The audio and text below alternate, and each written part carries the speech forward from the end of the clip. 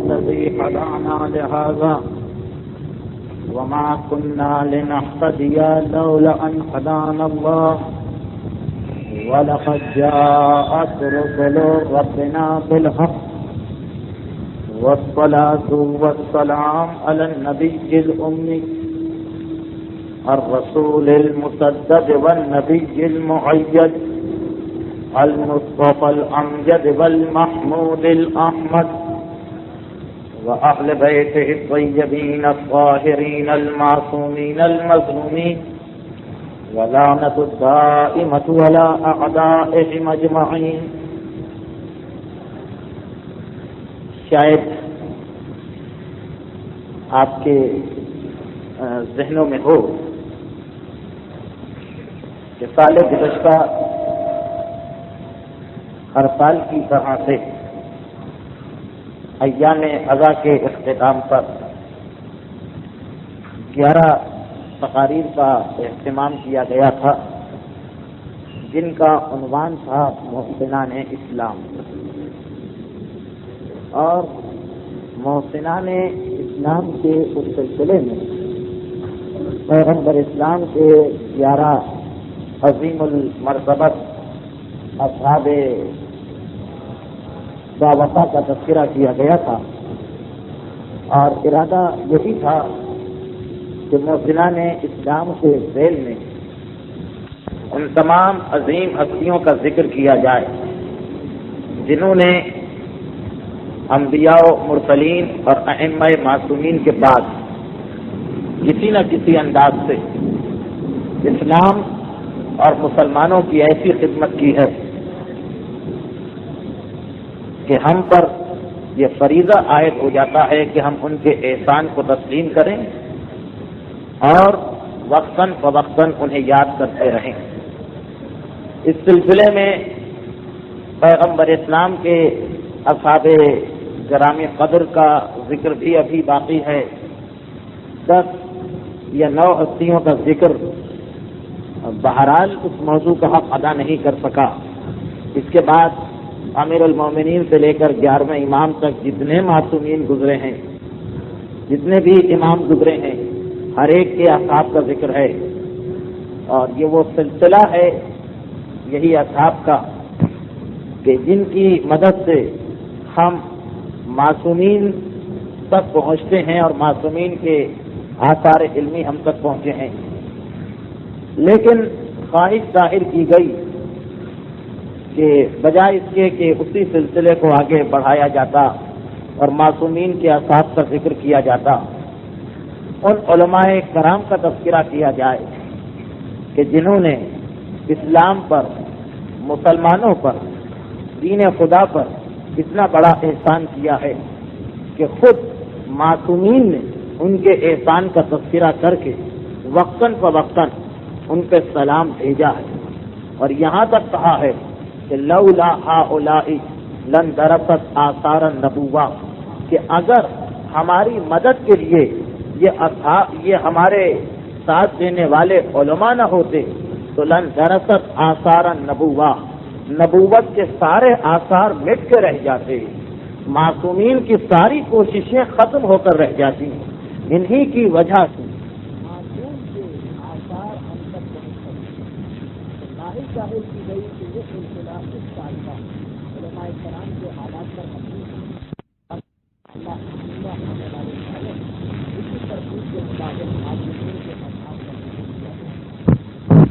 علماء کرام کے حالات میں ان 10 یا 11 تقاریر میں جن جلیل القدر علماء کے حالات آ سکے بیان کرنے کی کوشش کی جائے گی. لیکن ایک بات کا ذکر میں بالکل ابتدائی میں کر دوں، اور وہ یہ ہے کہ علماء کے اور خاص طور پر ان علماء کے جو تاریخ اسلام کے اولین دور میں ہیں، بہت مختصر حالات ہم تک پہنچتے ہیں، بہت مختصر حالات ہمارے سامنے آنے پاتے ہیں. اور اس کی 2 بنیادی وجہ. پہلی وجہ تو یہ ہے کہ وہ ماحول اور وہ زمانہ ایسا تھا کہ بہت سے علماء کرام نے تقیہی میں اپنی زندگی گزار دی ہے، چنانچہ ان کے حالات ہم تک نہیں پہنچ سکے. دوسری بنیادی وجہ یہ ہے کہ علماء کرام کے بھی اگر کچھ حالات جمع کیے گئے تو وہ دور جس میں ہر 60-70 سال کے بعد آل محمد کے ماننے والوں پر کوئی نہ کوئی مصیبت نازل کی جاتی تھی، محلے کے محلے ویران کر دیے جاتے تھے، خاص طور پر کتب خانوں کو نشانہ بنا کر انہیں جلا دیا جاتا تھا، تو یہ حالات کیسے محفوظ رہتے؟ اور پھر ایک تیسری وجہ بھی ہے کہ اس پرفتن ماحول میں، اس پرفتن ماحول میں، اس مصیبتوں والے ماحول میں ہر مومن کی اور ہر عالم کی کوشش یہی تھی کہ جتنا ہو سکے آل محمد کی احادیث اور آل محمد کے حالات کو جمع کیا جائے۔ چنانچہ علماء کے حالات پر اتنی توجہ نہ دی جا سکی، ماحول ایسا تھا، حالات ایسے تھے۔ جب کسی کے گھر میں آگ لگی ہوتی ہے تو لازمی طور پر اسے اپنے مال سے زیادہ اولاد کی فکر ہوتی ہے بچانے کی، تو جب وہ اتنا مشکل ترین ماحول ہے، مختصر سی زندگی ملتی ہے ایک عالم کو اطمینان سے کام کرنے کی، تو پہلی توجہات اس کی معصومین ہی کے حالات پر ہوتی ہے، چنانچہ علماء کے حالات جمع نہ ہو سکے۔ تو ہو سکتا ہے کہ یہ جو سلسلہ تقاریر ہوگا اس میں آپ کو بیچ میں کچھ کڑیاں ٹوٹی ہوئی محسوس ہوں، ہو سکتا ہے کہ بعض حالات آپ کی تشنگی کو دور نہ کر سکیں، لیکن کوشش کی جائے گی کہ جس حد تک ہو سکے ان کا تذکرہ کر دیا جائے، اور اس گزارش اور خواہش کے ساتھ کہ حقیقی معنوں میں توجہ اور احتیاط کے ساتھ ان علماء کرام کے حالات کو سنا جائے، تاکہ یہ اندازہ ہو کہ کیسے مشکل ترین دور میں اور کیسے نازک ترین ماحول میں ان علماء کرام نے آل محمد کے پیغام کو ہم تک پہنچایا تھا۔ صاحبان ایمان کی بہت بڑی تعداد یہ کہہ کر چھوٹ جایا کرتی ہے کہ ٹھیک ہے، امام حسین نے کربلا میں جو کچھ کیا، امیر المومنین نے اپنے زمانے میں جو کچھ کیا، 5ویں اور 6ٹھے امام نے جو کچھ کیا، وہ تو ٹھیک ہے، وہ تو ان کو کرنا تھا، وہ تو امام تھے، وہ تو معصوم تھے، ہم بھلا ان کا مقابلہ کہاں کر سکتے ہیں؟ ہم بھلا ایسے کام کہاں کر سکتے ہیں؟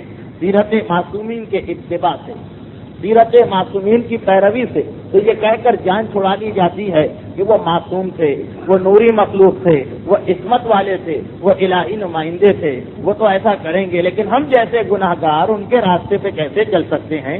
ہم جیسے گناہگار ان کا مقابلہ کیا کر سکتے ہیں؟ چنانچہ اس ماحول میں علماء کے حالات پر اور زیادہ توجہ کی ضرورت ہے کہ یہ علماء کرام نہ ان میں سے کوئی معصوم ہے، نہ ان میں سے کوئی الہی نمائندہ ہے، نہ ان میں سے کوئی نوری مخلوق ہے، ہماری اور آپ کی طرح کے عام انسان تھے، مگر محبت اہل بیت میں ایسے سرشار اور ڈوبے ہوئے تھے کہ آل محمد کے پیغام کی خاطر انہوں نے کسی چیز کی فکر نہ کی اور بڑی بڑی قربانیاں دے کر اسلام کو ہم تک پہنچایا، دین حق کو ہم تک پہنچایا۔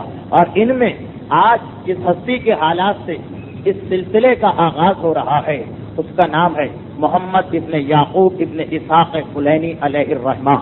سب سے پہلی گفتگو انہی کے بارے میں ہو رہی، اگرچہ ان کے حالات ہمارے علماء کرام نے سب سے کم حالات محمد ابن یعقوب ابن اسحاق کلینی کے حالات ہیں، لیکن اس اعتبار سے ان کے ذکر کو سب سے پہلے کیا جا رہا ہے کہ انہوں نے ہماری احادیث کی کتابوں میں سب سے اہم ترین کتاب کو تالیف کیا، اور انہوں نے سب سے پہلے احادیث کے مستند ترین مجموعے کو جمع کیا، محمد ابن اسحاق ابن یعقوب کلینی۔ محمد ابن اسحاق ابن یعقوب کلینی کتب اربعہ میں سے سب سے پہلی کتاب اصول کافی کے مؤلف ہیں۔ ہمارے پاس احادیث کی جو کتابیں ہیں ان میں 4 کتابیں بنیادی حیثیت رکھتی ہیں۔ احادیث کی کتابوں میں بنیادی حیثیت 4 کتابوں کی ہے۔ ان کی یہ حیثیت کیوں ہے، وجوہات کیا ہے، یہ تو انشاءاللہ آگے چل کر دوران تقریر آپ کے سامنے آئے گا، لیکن بنیادی کتابیں 4 ہیں۔ اجتہاد کا دار و مدار حدیث کی انہی 4 کتابوں پر ہے۔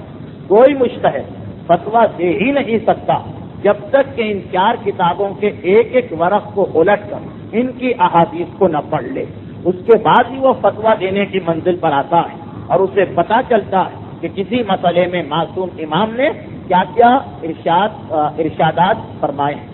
ان 4 کتابوں میں سے پہلی کتاب کا نام ہے اصول کافی، دوسری کتاب کا نام ہے من لا یحضرہ الفقیہ، تیسری کتاب کا نام ہے تہذیب الاحکام، اور چوتھی کتاب کا نام ہے الاستفسار فی مختلف الاخبار۔ یہ 4 بنیادی جو کتابیں ہیں، ان میں سب سے پہلی جو کتاب ہے، پہلی سے مطلب تحریر کے اعتبار سے جو سب سے پہلے لکھی گئی، اور اپنی عظمت اور اہمیت کے اعتبار سے بھی وہ کتاب اصول کافی ہے، جس کے مؤلف محمد ابن یعقوب ابن اسحاق کلینی ہے۔ محمد ابن یعقوب ابن اسحاق کلینی، کہ اس ترتیب ہی سے آپ کو پتہ چل گیا ہوگا کہ خود ان کا نام محمد ہے، ان کے والد کا نام یعقوب ہے، ان کے دادا کا نام اسحاق ہے، اور یہ قصبہ کلین میں پیدا ہوئے ہیں۔ قصبہ کلین اس زمانے کے ایک بہت بڑے شہر جس کا نام تھا رے، شہر رے کے قریب ایک چھوٹا سا قصبہ تھا۔ شہر رے اس زمانے میں اسلامی دنیا میں اہم ترین شہروں میں سے ایک شہر تھا، اور اس کا علاقہ انتہائی زرخیز، سرسبز اور شاداب تھا۔ یہ رے کا علاقہ وہی کہ جس کے لالچ پر عمر سعد کو میدان کربلا کے اندر بھیجا گیا تھا۔ تو رے کا علاقہ انتہائی سرسبز، انتہائی شاداب اور انتہائی علمی علاقہ تھا۔ آج بھی جو تہران ہے وہ اسی رے کے بالکل متصل آباد ہے، یا یہ کہیے کہ پرانا شہر رے ہے، اسی کی بنیادوں پر نیا شہر تہران ہمارے سامنے آیا ہے۔ رے سے 38 کلومیٹر کے فاصلے پر کلین کا قصبہ تھا، اور اس قصبے میں یعقوب ابن اسحاق کا خاندان تھا، جو انتہائی مشہور و معروف خاندان تھا اپنے زمانے کا۔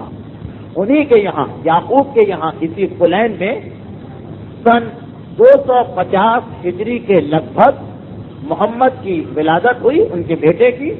سن 862 عیسوی، سن 250 ہجری 862 عیسوی کے لگ بھگ۔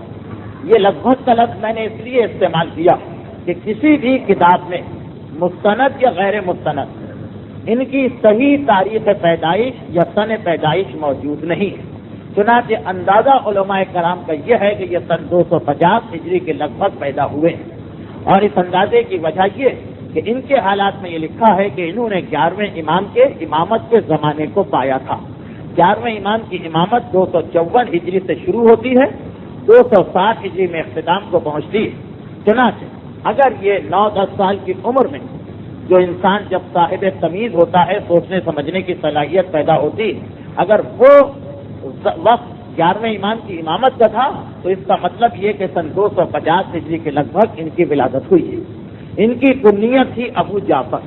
ان کے نام اور ان کی کنیت کے بارے میں ایک عجیب اتفاق تاریخ شیعہ میں پایا جاتا ہے، اور وہ عجیب اتفاق یہ ہے کہ ہماری حدیث کی جو 4 بنیادی اور مستند ترین کتابیں ہیں، کتاب کافی، من لا یحضرہ الفقیہ، تہذیب الاحکام اور استفسار، یہ 4 کتابیں 3 علماء نے تحریر کی، تالیف کی۔ ان میں سے پہلی کتاب محمد ابن یعقوب کلینی کی ہے، دوسری کتاب محمد ابن علی ابن باقیہ قمی کی ہے، من لا یحضرہ الفقیہ، اور آخر کی دونوں کتابیں وہ ایک ہی عالم کی ہیں، محمد ابن حسن طوسی، جو شیخ طوسی کہلاتے ہیں۔ تو عجیب بات یہ ہے کہ یہ جو 4 کتابیں 3 علماء نے لکھی، تو تینوں کا نام محمد ہے۔ اصول کافی کے مؤلف محمد ابن یعقوب، من لا یحضرہ الفقیہ کے مؤلف محمد ابن علی، تہذیب اور استفسار کے لکھنے والے محمد ابن حسن شیخ طوسی، تو تینوں کے نام محمد ہیں، تینوں کتابوں کو لکھنے والے کے نام۔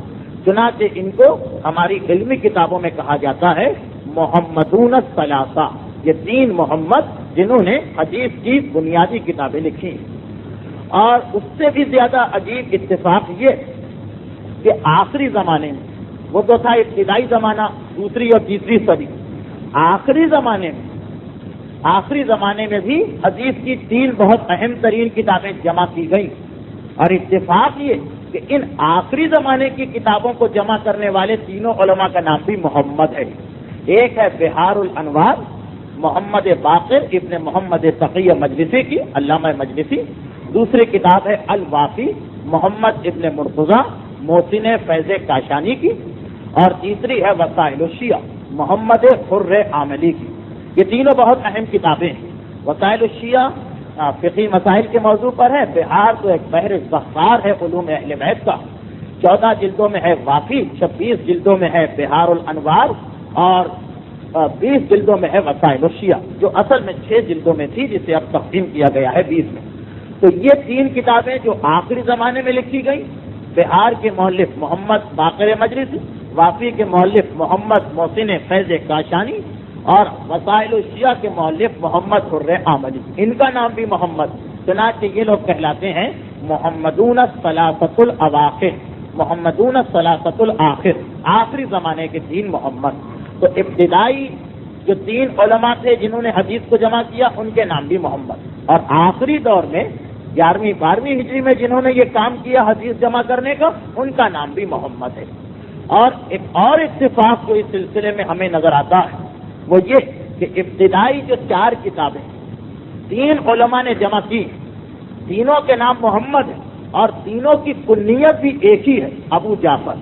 کافی کے مؤلف ابو جعفر محمد یعقوب کلینی، من لا یحضرہ الفقی کے مؤلف ابو جعفر محمد ابن علی ابن بابیہ قمی، تہذیب اور استفسار کے مؤلف ابو جعفر شیخ محمد ابن حسن طوسی۔ تو تینوں کا نام بھی محمد، تینوں کی کنیت بھی ابو جعفر۔ یہ ایک عجیب اتفاق اس سلسلے میں پیش آیا ہے۔ تو بہرحال میں عرض کر رہا تھا کہ ان کی ولادت سن 250 ہجری کے لگ بھگ ہوئی، جب 10ویں امام کی امامت کا زمانہ تھا، اور جب انہوں نے تھوڑا ہوش سنبھالا ہوگا تو وہ 11ویں امام کی امامت کا آغاز ہو چکا تھا، اور ان کا نام محمد، کنیت ابو جعفر، اور ان کا لقب ثقۃ الاسلام۔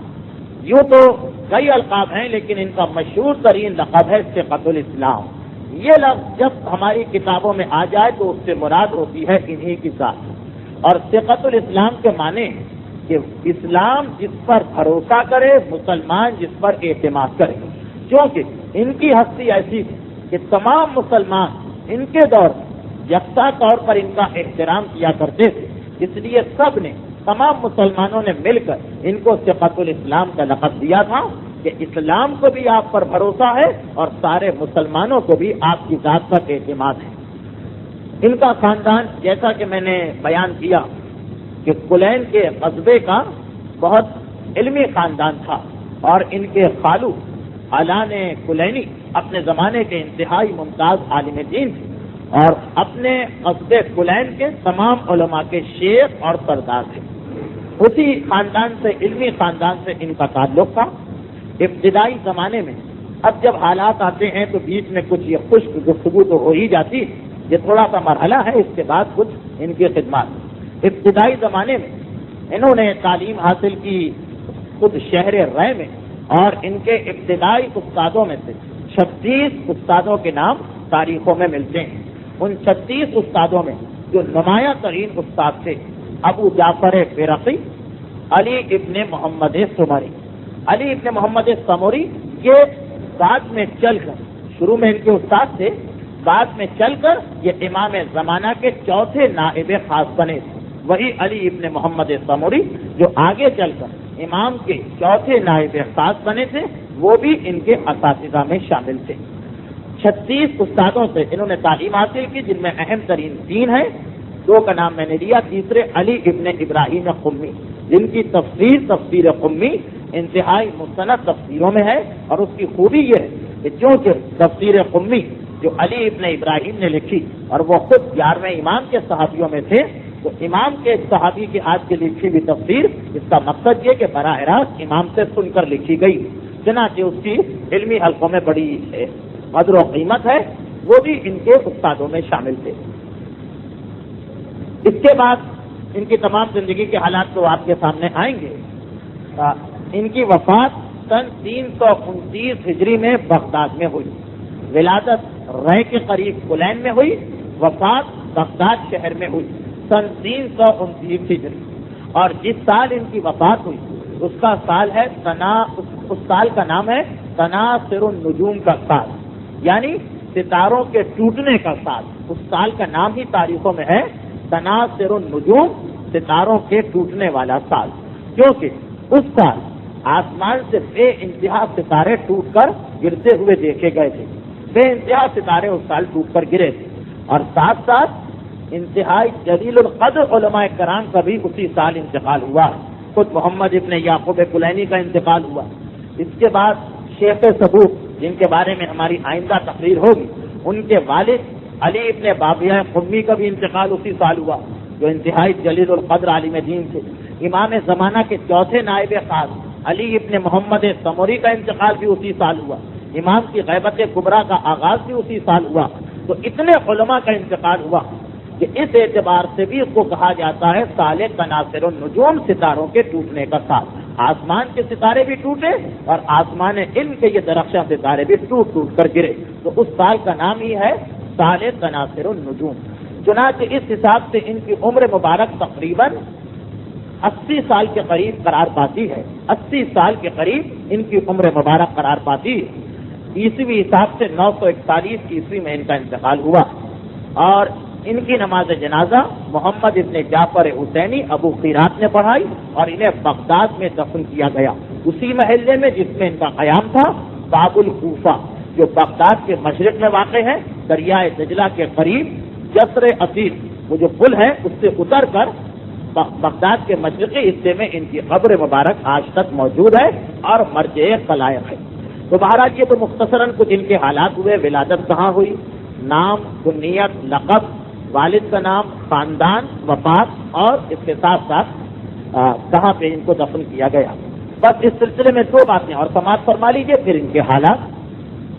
ان کی کتاب اصول کافی تو خیر عالمگیر شہرت اختیار کر چکی. اس کے علاوہ بھی ان کی 4-5 کتابوں کا نام ملتا ہے. کتاب رسائل الائمہ، اماموں کے جتنے خطوط ہیں ان کو جمع کیا ہے. کتاب الرجال، راویوں کے حالات پر. کتاب و تعبیر رویا، خواب کی تعبیر کے موضوع پر، اور کہا گیا کہ تعبیر خواب کے موضوع پر ایسی کتاب آج تک نہیں لکھی گئی. کتاب المدح فی الائمۃ من الشعر، اماموں کی شان میں جتنے اشعار لوگوں نے لکھے تھے ان سب کو اس کتاب میں جمع کیا. اور کتاب الرد علی القرامطہ، قرامطہ جو ایک مسلمانوں کا انتہائی باغی گروہ اور فرقہ تھا جس نے خانہ کعبہ پہ حملہ کر کے حجر اسود کو اکھاڑ کر 17 سال تک اپنے شہر میں رکھا تھا، اس کی رد میں، اس کی تردید میں کتاب لکھی. اور ان کے شاگردوں کی بات آ جائے، ان کے 15 ممتاز ترین شاگردوں کے نام تاریخ میں ہیں. اگرچہ یوں تو ہزاروں آدمیوں نے علم حاصل کیا، لیکن ممتاز ترین شاگردوں میں 15 ہیں. اور ان میں بھی 3 شاگرد انتہائی ممتاز ہیں کہ جن کے ذریعے اصول کافی بھی ہم تک پہنچی. احمد ابن احمد ایک کاتب کوفی، اور محمد ابن ابراہیم ایک کاتب، اور ابو عبداللہ صفوانی. یہ ابو عبداللہ صفوانی وہ کہ جنہیں محمد ابن یعقوب کلینی نے اجازت دی تھی کہ تم اصول کافی کو دوسرے لوگوں تک پہنچاؤ. اور یہ وہی ابو عبداللہ صفوانی جن کا تعلق صفوان کی نسل سے ہے. صفوان 7ویں امام کے وہ صحابی کہ جو اونٹ کرائے پر دیتے تھے اور ہارون کو بھی اونٹ کرائے پر دیا کرتے تھے سفر حج کے لیے. اور امام نے ایک مرتبہ ان سے کہا تھا کہ اے صفوان، تمہاری ہر چیز ہمیں پسند ہے، ہر چیز ہمیں اچھی لگتی ہے، سوائے اس کے کہ تم اپنے اونٹ جو ہے ظالم حاکم کو کرائے پر دیا کرتے ہو. انہی کی نسل سے ہیں ابو عبداللہ صفوانی.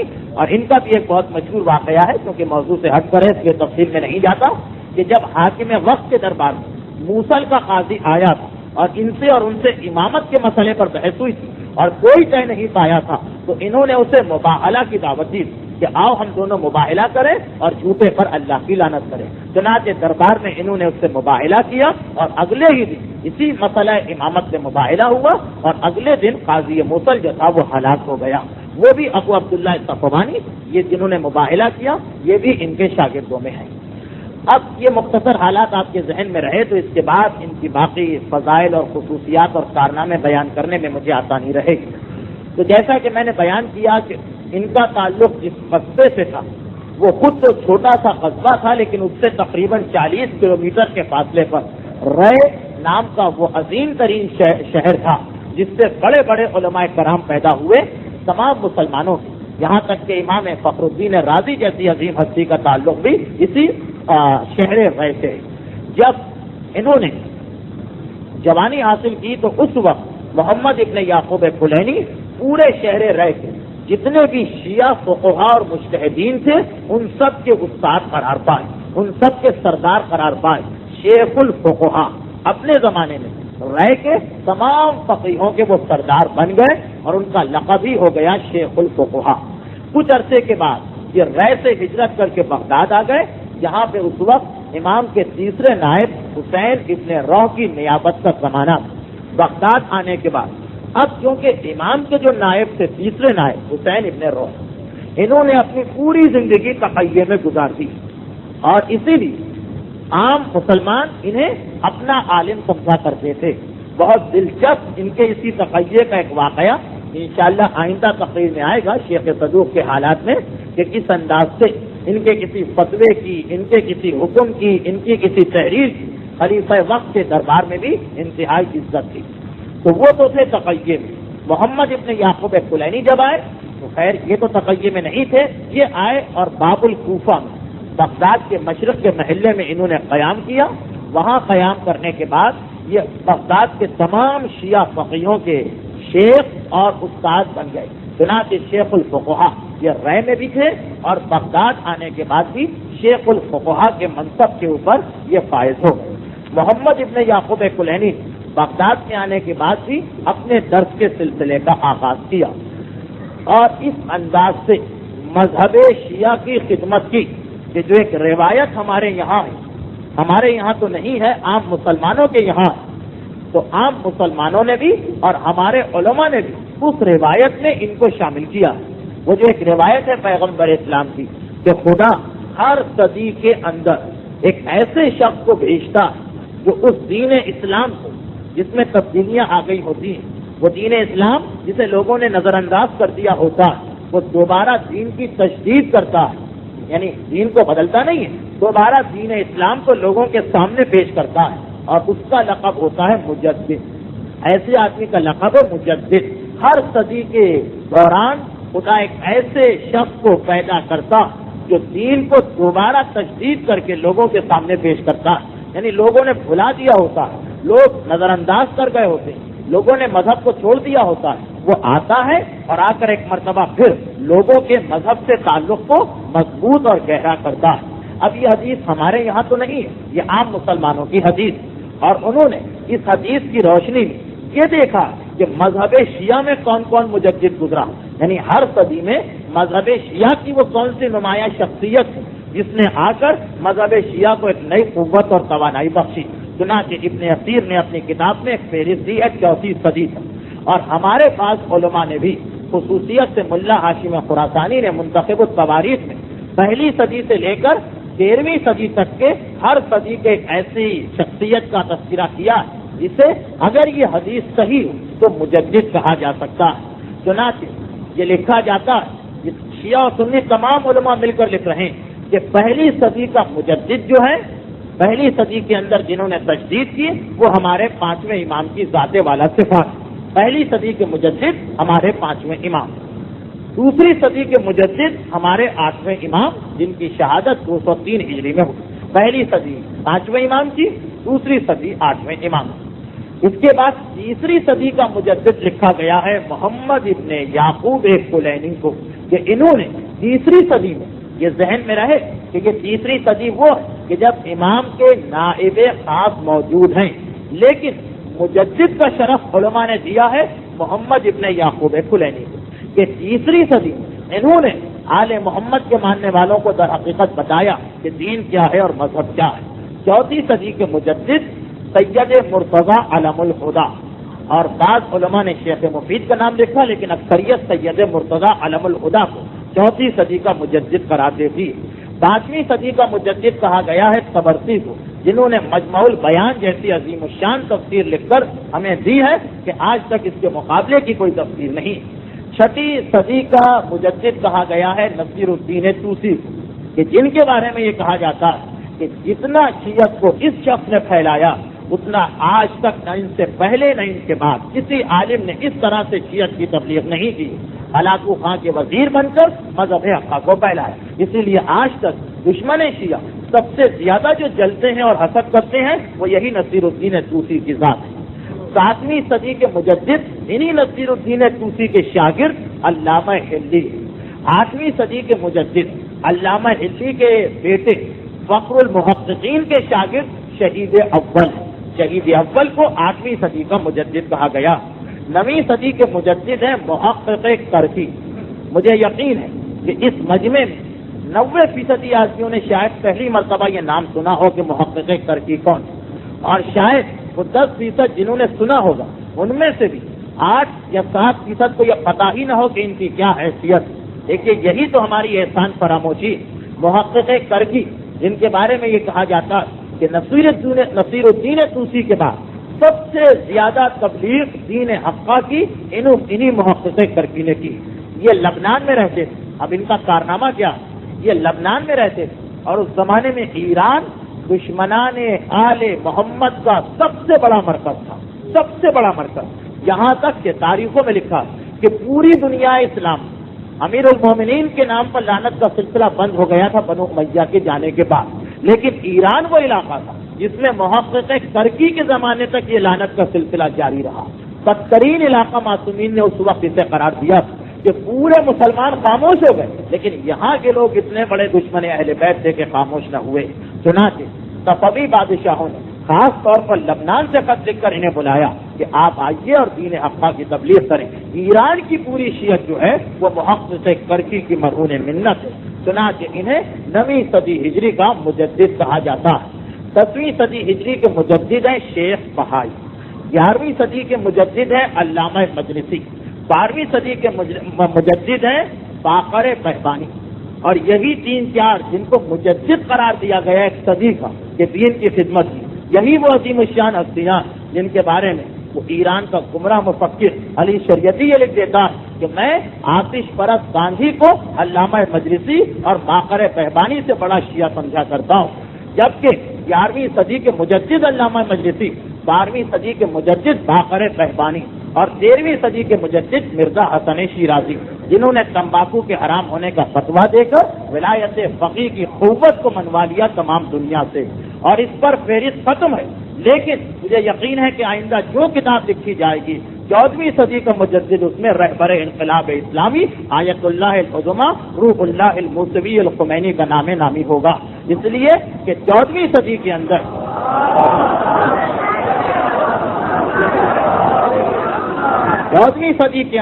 وہی کارنامہ آیت اللہ خمینی نے کیا کہ جو ہر صدی میں ان جلیل القدر علماء کرام نے کیا. تو بہرحال یہ فہرست 4ویں صدی سے 14ویں صدی تک تو ہمارے علماء نے پیش کی، لیکن 2ری، 3ری اور 1لی صدی کے بارے میں تمام مسلمان لکھتے ہیں ان 3 ہستیوں کو. ان میں پہلی صدی کا مجدد ایک معصوم کو لکھا گیا، 2ری صدی کا مجدد 8ویں امام کو دوسرے معصوم کو لکھا گیا، اور 3ری صدی کا مجدد محمد ابن یعقوب کلینی کو لکھا گیا. اپنوں نے نہیں غیروں نے بھی اندازہ کر لیں کہ کتنا عظیم کارنامہ ہوگا. اب 4ویں صدی سے جو علماء ہیں ان کے بارے میں غیروں نے نہیں لکھا، یہ ہمارے علماء کی بنائی ہوئی فہرست. محمد ابن یعقوب کلینی کو سب نے لکھا. اندازہ کر لیں کتنا عظیم کارنامہ محمد ابن یعقوب کلینی نے انجام دیا ہوگا کہ تمام مسلمان یہ لکھنے پر مجبور ہو گئے. تمام مسلمان خواہ ان کا تعلق مذہب حقہ سے ہو یا نہ ہو کہ یہ مجدد ہے اس صدی کے. اس صدی میں انہوں نے ایک مرتبہ پھر دین کو زندہ کر دیا تھا، اور حقیقت میں بھی ان کا کارنامہ بہت بڑا اور بہت عظیم کارنامہ ہے. اگرچہ اس کے بعد بہت سے علماء نے یہی کام کیا، مگر ان کی اہمیت اس لیے بڑھ جاتی ہے کہ جس ماحول اور جس دور میں انہوں نے کام کیا اس ماحول کے اندر ان کے علاوہ کوئی اور ہمیں نظر نہیں آتا.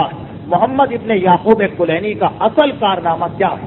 اگرچہ انہوں نے دین کی تشدید کی، اپنے اتنے شاگرد پیدا کیے، بغداد کے اندر شیعت کی جڑوں کو مضبوط کیا. حسین ابن روح جب تقیہ کی حالت میں تھے، حسین ابن روح اس زمانے میں تمام کے تمام صاحبان ایمان کی قیادت انہی کے ہاتھ میں تھی، لیکن ان کا اہم ترین کارنامہ کتاب اصول کافی کی تالیف ہے.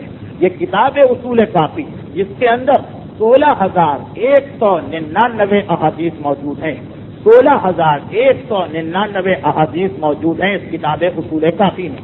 اور یہ ذہن میں رہے، آپ کے ذہن میں یہ رہے کہ ہمارے نزدیک یہ جو 4 ہماری کتابیں ہیں کتب اربع، ان کی تقریباً وہی حیثیت جو ہمارے عام مسلمان بھائیوں کے نزدیک کتاب صحاح ستہ کی ہے، وہی حیثیت ہے. بس فرق اتنا کہ ہمارا یہ عقیدہ نہیں کہ ان میں سے کوئی بھی کتاب ایسی ہے جس میں ہر حدیث صحیح ہے. یہ عقیدہ نہیں. ہم کہتے ہیں کہ اس میں صحیح حدیثیں بھی ہیں، غلط حدیثیں بھی. یہ علماء کا کام ہے کہ وہ تحقیق کریں، لیکن اہمیت کے اعتبار سے ہمارے مذہب میں ان 4 کتابوں کو یہی مقام حاصل ہے. اور ان 4 میں اہم ترین کتاب اصول کافی ہے. یہ اصول کافی جس میں 16,199 احادیث جمع ہے.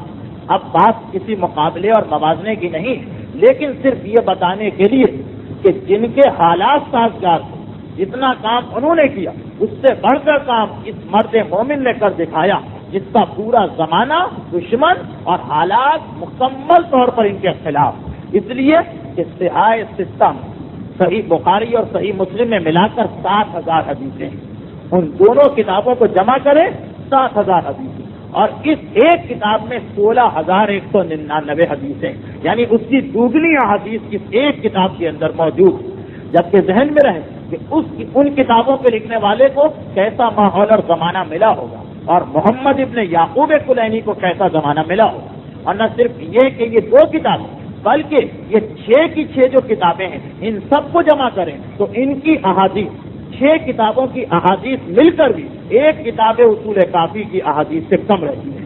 16,199 6 کتابوں کی حدیثیں ملائیں تب بھی تعداد میں وہ اس کے برابر نہیں پہنچتی ہیں. اب ذرا اندازہ کریں کہ جن کی حکومت دشمن، عوام دشمن، کوئی مدد کرنے والا نہیں ہے، اور ایسے ناسازگار حالات میں کتنا بڑا کارنامہ انجام دیا محمد ابن یعقوب کلینی نے. یہ وہ کتاب اصول کافی ہے جس کے بارے میں ضمنی طور پر ایک بات بتا دوں کہ یہ کتاب 3 حصوں میں تقسیم ہے. پہلے حصے کا نام ہے اصول، اس کے اندر اصول دین پر گفتگو ہے. دوسرے کا نام ہے فروع کافی، جس میں فقہ کے فروع دین کے مسائل ہیں. تیسرے کا نام ہے روضۃ الکافی، روضہ مانے باغ، چمن، یعنی کتاب کافی کا باغ اور چمن. یہ ایک طرح سے شیعت کی انسائکلوپیڈیا ہے جس میں چہاردہ معصومین کے حالات، دشمنان اہل بیت کے حالات اور بہت ساری ایسی احادیث اور روایتیں ہیں جو اصول دین اور فروع دین سے ہٹ کر ہیں. 8 جلدوں کی یہ کتاب ہے.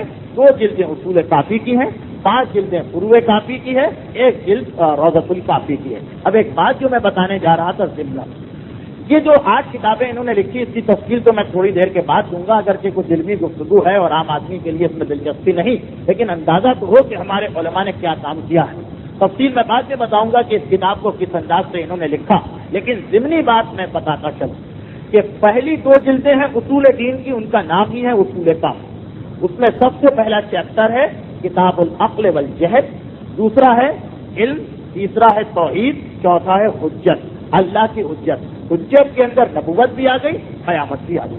لیکن عجیب بات جو ہے، جو بات بہت عجیب ہے عام مومن کے نقطۂ نظر سے، وہ یہ کہ اسی اصول دین کی گفتگو میں انہوں نے یہ گفتگو بھی کی ہے کہ مومن کسے کہتے ہیں، کافر کسے کہتے ہیں. بات بالکل مربوط ہے کہ نبی اور امام کی صفت بتائی، پھر یہ بتایا کہ نبی اور امام کو ماننے والا مومن ہے، نہ ماننے والا کافر.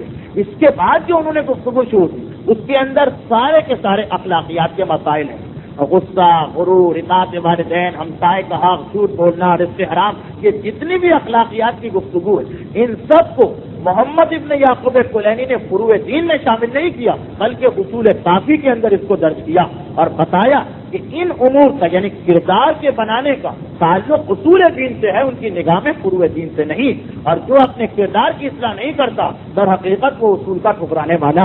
یہ بحث بھی اس کے اندر موجود ہے. اور ضمنی طور پر بات آ گئی، میں خدا نہ خواستہ کوئی عقیدت سے ہٹ کر بات نہیں کر رہا، ضمنی طور پر بات آ گئی کہ 16,000 احادیث عقیدہ امامت کے بارے میں 1,000 سے بھی کم حدیثیں، 500 سے بھی کم حدیثیں، 400 سے بھی کم حدیثیں عقیدہ امامت کے بارے میں. 16,199 حدیثیں اس عظیم ترین کتاب میں، اور اس میں امامت کے بارے میں 500 سے بھی کم حدیثیں. باقی ساری حدیثیں نماز، روزہ، رزق حلال، رزق حرام، جھوٹ، غیبت، اسی موضوع کے اوپر. اور اب آپ یہ نہ سمجھیں، میں اپنے موضوع پر جا رہا ہوں، یہ نہ سمجھیں کہ اصول کافی پھر آپ کی نگاہ میں گر جائے کہ اصل کتاب تو وہ ہوتی ہے کہ جس میں شروع سے آخر تک صرف امامت کی گفتگو ہونا چاہیے. اور سن لیجیے، اپنی بات کو آخر مقرر نہیں کر رہے ہیں. اتنی اصول کافی 16,199 حدیثیں، اس کتاب کی وجہ سے آج محمد ابن یعقوب کلینی کا احسان ہم مان رہے ہیں. اس کی اصل اہمیت کیا ہے؟ اور اصل اہمیت یہ کہ یہ کتاب اس دور میں لکھی گئی کہ جب محمد ابن یعقوب کلینی کے سامنے اپنا ماحول تھا، اپنا زمانہ تھا. وہ دیکھ رہے تھے کہ آثار آل محمد کو کس طرح سے مٹایا جا رہا ہے. اول تو یہی خدا کا ایک احسان اور امام کا ایک اعجاز اور معجزہ کہ دشمنوں کے اس بھرے ہوئے ماحول میں امام نے احادیث کو ہم تک پہنچا دیا. کتنا مشکل ماحول تھا. کربلا کے واقعات آپ سنتے ہیں، اس سے پہلے کے حالات آپ سنتے ہیں، بعد کے واقعات آپ کی نگاہوں کے سامنے ہیں. کس طرح سے ظالموں نے امام پر، جنہوں نے امام پر اتنے مظالم کیے، انہوں نے کس انداز سے تبلیغ دین کے سلسلے کو نہ روکا ہوگا. میں اسی منبر سے کئی دفعہ یہ واقعہ بھی بیان کر چکا ہوں. وہ واقعہ کہ جب کوفے کے اندر ایک آدمی نے اپنی بیوی کو طلاق دے دی تھی اور طلاق دے کر پچھتایا تھا، اور اس کو یہ بتایا گیا کہ تم مدینے جا کر چھٹے امام سے پوچھ لو، وہ تمہیں اس مسئلے کا حل بتائیں گے. وہ بیچارہ آدمی کوفے سے مدینے آیا، امام سے ملاقات کرنا چاہتا ہے، اس کے جاننے والے مل جاتے ہیں، اسے روک کر کہتے ہیں کہ کیوں اپنی جان کے دشمن بنے ہو. امام سے ملاقات کا مقصد یہ ہے کہ تمہیں قتل کر دیا جائے گا، اس لیے کہ حکومت نے امام کے مکان کے چاروں طرف پہرا بٹھا دیا، اور ہر وہ آدمی جو امام سے ملتا ہے اسے فوراً قتل کر دیا جاتا ہے. اس آدمی نے سنا، گھبرا گیا. مسئلہ پوچھنا بھی بہت اہم تھا، امام سے ملاقات کر کے جان کو گنوانا یہ بھی اسے منظور نہ تھا. وہ آخر پریشانی کی حالت میں شہر سے باہر نکلا اور ایک سبزی فروش نظر آیا، اس سے سبزیاں خریدی، اس کا لباس پہنا، سبزیوں کا ٹوکرا سر پہ رکھا، محلے محلے آواز دیتا ہوا خدمت امام پہ آیا، امام کے دروازے پر پہنچا، غلام سے اپنا مسئلہ بیان کر کے گھر کے اندر گیا، امام سے مسئلہ پوچھ کے باہر نکلا، اور پھر اس طرح جان بھی بچائی اور اپنے مسئلے کو بھی دریافت کر لیا. یہ تو صرف ایک مثال تھی. اتنا نازک زمانہ تھا، اتنا نازک حالات اور ماحول تھے کہ جس کے اندر معصومین نے دین کو ہم تک پہنچایا. بڑے فخر کے ساتھ ہم کہتے ہیں کہ جتنی سہولت اور آسانی چھٹے امام کو ملی، اتنی سہولت اور آسانی کسی اور معصوم کو نہ مل سکی تھی. تاریخ کے واقعات آپ کے سامنے ہیں کہ چھٹے امام کے زمانے میں وہ دو خاندانوں کا حکومت کے تخت کے لیے آپس میں ٹکرا جانا اس چیز کا سبب بنا کہ دونوں نے امام کی جانب سے اپنی توجہ کو ہٹا دیا. حاکم اس لیے امام کو نظر انداز کر رہے ہیں کہ ایک تو ویسے ہی خاندان بنو عباس آ چکا ہے، ان سے اگر ہم لڑیں خاندان بنو ہاشم بھی نکل آئے گا، تو دشمنوں سے میں نہیں لڑ سکتا. بنو عباس والے اس لیے خاموش کہ اس وقت ویسے ہی حکومت سے ہمارا ٹکراؤ ہو، اگر ہم چھٹے امام کو چھیڑ دیں گے تو دو دشمنوں سے لڑنا پڑے گا. چنانچہ چھٹے امام کو اتنا موقع مل گیا کہ وہ دین کی تبلیغ کرتے رہے، اور بعد میں جب بنو عباس کو حکومت مل بھی گئی تو خدا نے، اب بعض اوقات ایسا بھی ہوتا ہے کہ ظالم کا کوئی کھیل دین کے لیے فائدہ مند بن جاتا ہے. بنو عباس کے حاکم منصور کے دل میں یہ خیال آ گیا کہ یہ دمشق جو ہے اس کو تو دارالخلافہ نہیں بنانا ہے، نیا دارالخلافہ بناؤ. وہ بغداد بنانے لگا. 10 سال میں بغداد بنا، اور بغداد بنانے کے دوران اس کی پوری توجہ بغداد پر تھی. چنانچہ چھٹے امام کو ویسے بھی موقع مل گیا. تو اب چھٹے امام جن کے بارے میں یہ کہا جاتا کہ سب سے زیادہ ان کو موقع ملا جب ان کے زمانے میں ایک مسئلہ پوچھنے والے کی یہ حالت تھی، اتنی سختیاں اور زحمتیں اسے برداشت کرنا پڑتی تھی، تو واقعات جنہوں نے پوری زندگی امام کے پاس بیٹھ کر امام کی احادیث کو یاد کیا، کتنے بڑے خطرے میں وہ اپنے آپ کو ڈالتے تھے. جان ہتھیلی پہ رکھ کے امام کے پاس جاتے تھے. ایک مسئلہ تو پوچھنے کی مہلت نہیں مل رہی ہے، امام کے پاس بیٹھ کر دن اور رات احادیث کو سننا یہ کتنا مشکل کام تھا، کتنا بڑا خطرہ تھا جس میں وہ اپنے آپ کو ڈال رہے تھے. پھر وہ 7ویں امام کا زمانہ، علی ابن یقین کے مشہور واقعات کہ ہارون کا وزیر اعظم لیکن وہ بھی امام سے ربط و ضبط قائم نہیں کر سکتا ہے. ہارون نے ایک مرتبہ تحفے میں ایک انتہائی قیمتی لباس اسے دیا. لباس اس کے پاس آیا، اپنے پاس رکھ لیا. سال گزرا، خمس واجب ہو گیا. یہ خمس کا مسئلہ جس کی جانب آج ہم اور آپ مطلق توجہ دینے کو تیار نہیں. ان صاحبان ایمان کا خیال رکھیں جو اپنی جان خطرے میں ڈال کے خمس نکالتے تھے، کیونکہ اس زمانے میں اگر کوئی آدمی خمس نکالتا تھا تو اس کا مقصد یہ لیا جاتا تھا کہ وہ خمس نکال کر حکومت کو دے. اگر وہ حکومت کو نہیں دے رہا، کسی اور کو دے رہا، تو حکومت یہ سمجھتی تھی کہ یہ ہم کو نہیں مانتا، یہ باغی ہے. یعنی اس زمانے میں خمس جو تھا وہ حکومت کا حق تھا. یہ آپ کے ذہن میں رہے کہ خمس کے مسئلے پر شیعہ سنی میں اختلاف نہیں ہے، بس ہر ایک کے نزدیک خمس حاکم کا حق ہے. چنانچہ اگر آپ نے خمس نکالا اور حاکم کو نہیں دیا، کسی اور کو بھجوا دیا، تو حاکم سمجھے گا کہ آپ مجھے حاکم نہیں مانتے، کسی اور کو حاکم مانتے ہیں، آپ باغی قرار پاتے اور قتل کر دیے جاتے. تو اس دور میں یہی تھا. لیکن جان خطرے میں ڈال کر لوگ خمس نکالتے تھے اور مدینے میں امام کے پاس بھجواتے تھے. جب علی ابن یقین کی خمس کی تاریخ آئی تو انہوں نے بھی اپنا خمس نکالا، اور اس خمس کے اندر وہ جوڑا بھی آ گیا جو خلیفہ نے بھجوایا تھا.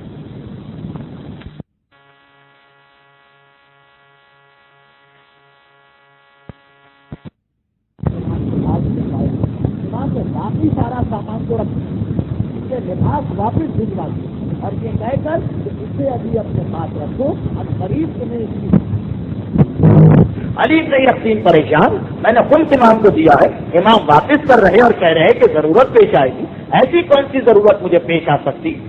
ایک مرتبہ ایسا ہوا کہ علی بن یقین اپنے کسی غلام پر ناراض ہوئے اور غصے کی حالت میں اسے سزا دی۔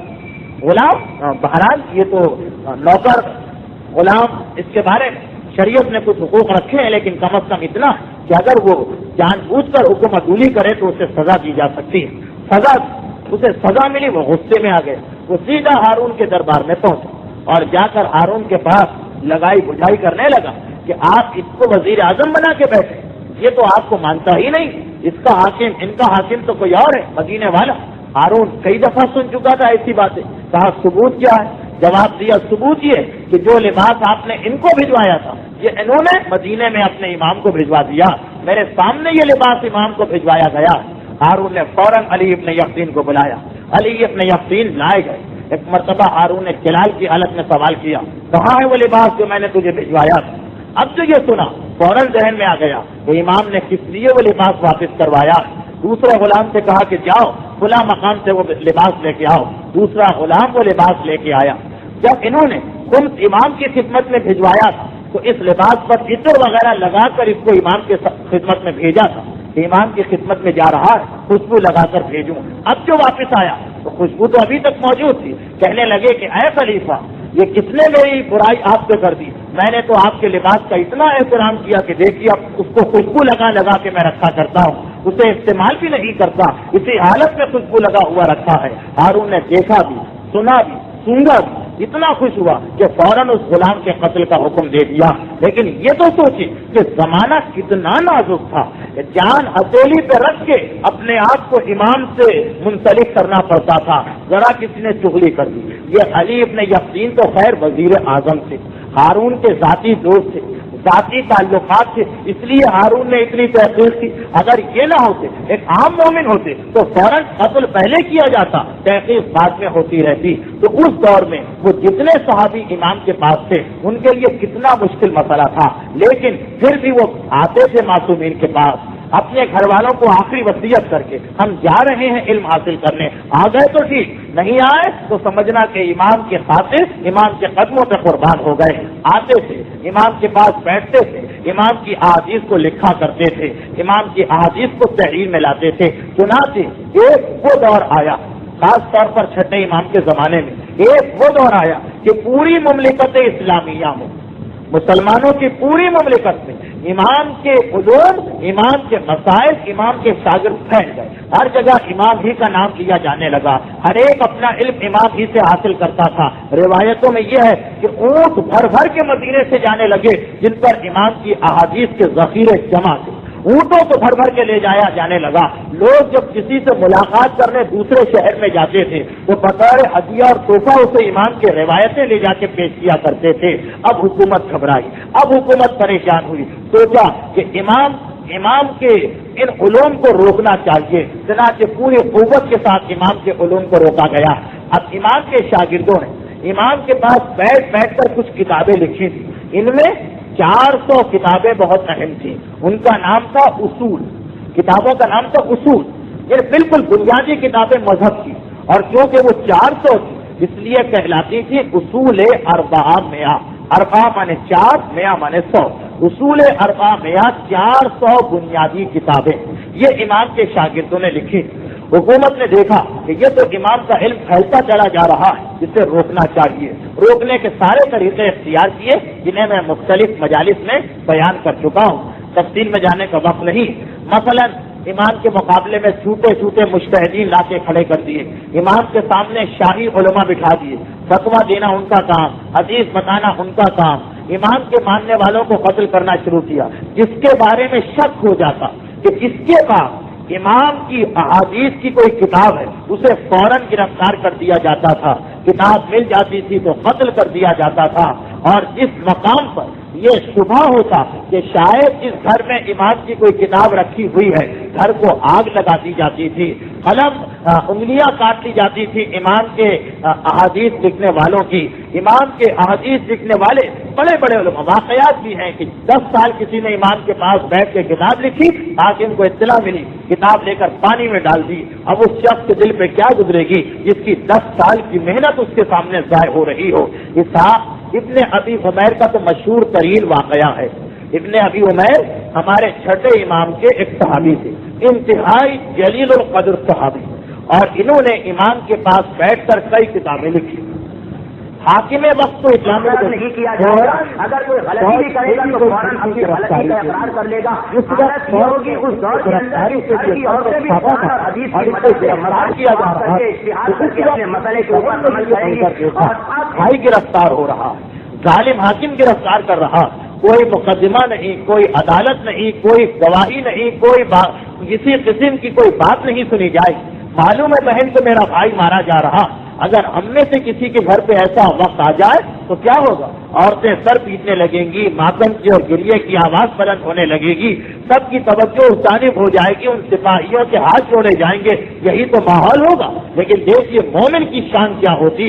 بہن نے یہ منظر دیکھا، بجائے اس کے کہ بھائی کی جانب توجہ دیتی، بجائے اس کے کہ بھائی سے کم از کم آخری ملاقات کرتی، پتا تھا کہ میرا بھائی جا رہا ہے اب واپس پلٹ کے نہیں آئے گا، تو بجائے اس کے کہ بھائی سے ملاقات کرتی، بہن فوراً گھر کے اندر دوڑی اور جتنی کتابیں ابن ابی عمیر نے لکھی تھی سب کو لیا، زمین میں صحن میں ایک گڑھا کھودا اور اس میں ان کو دفن کر کے زمین کو برابر کر دیا۔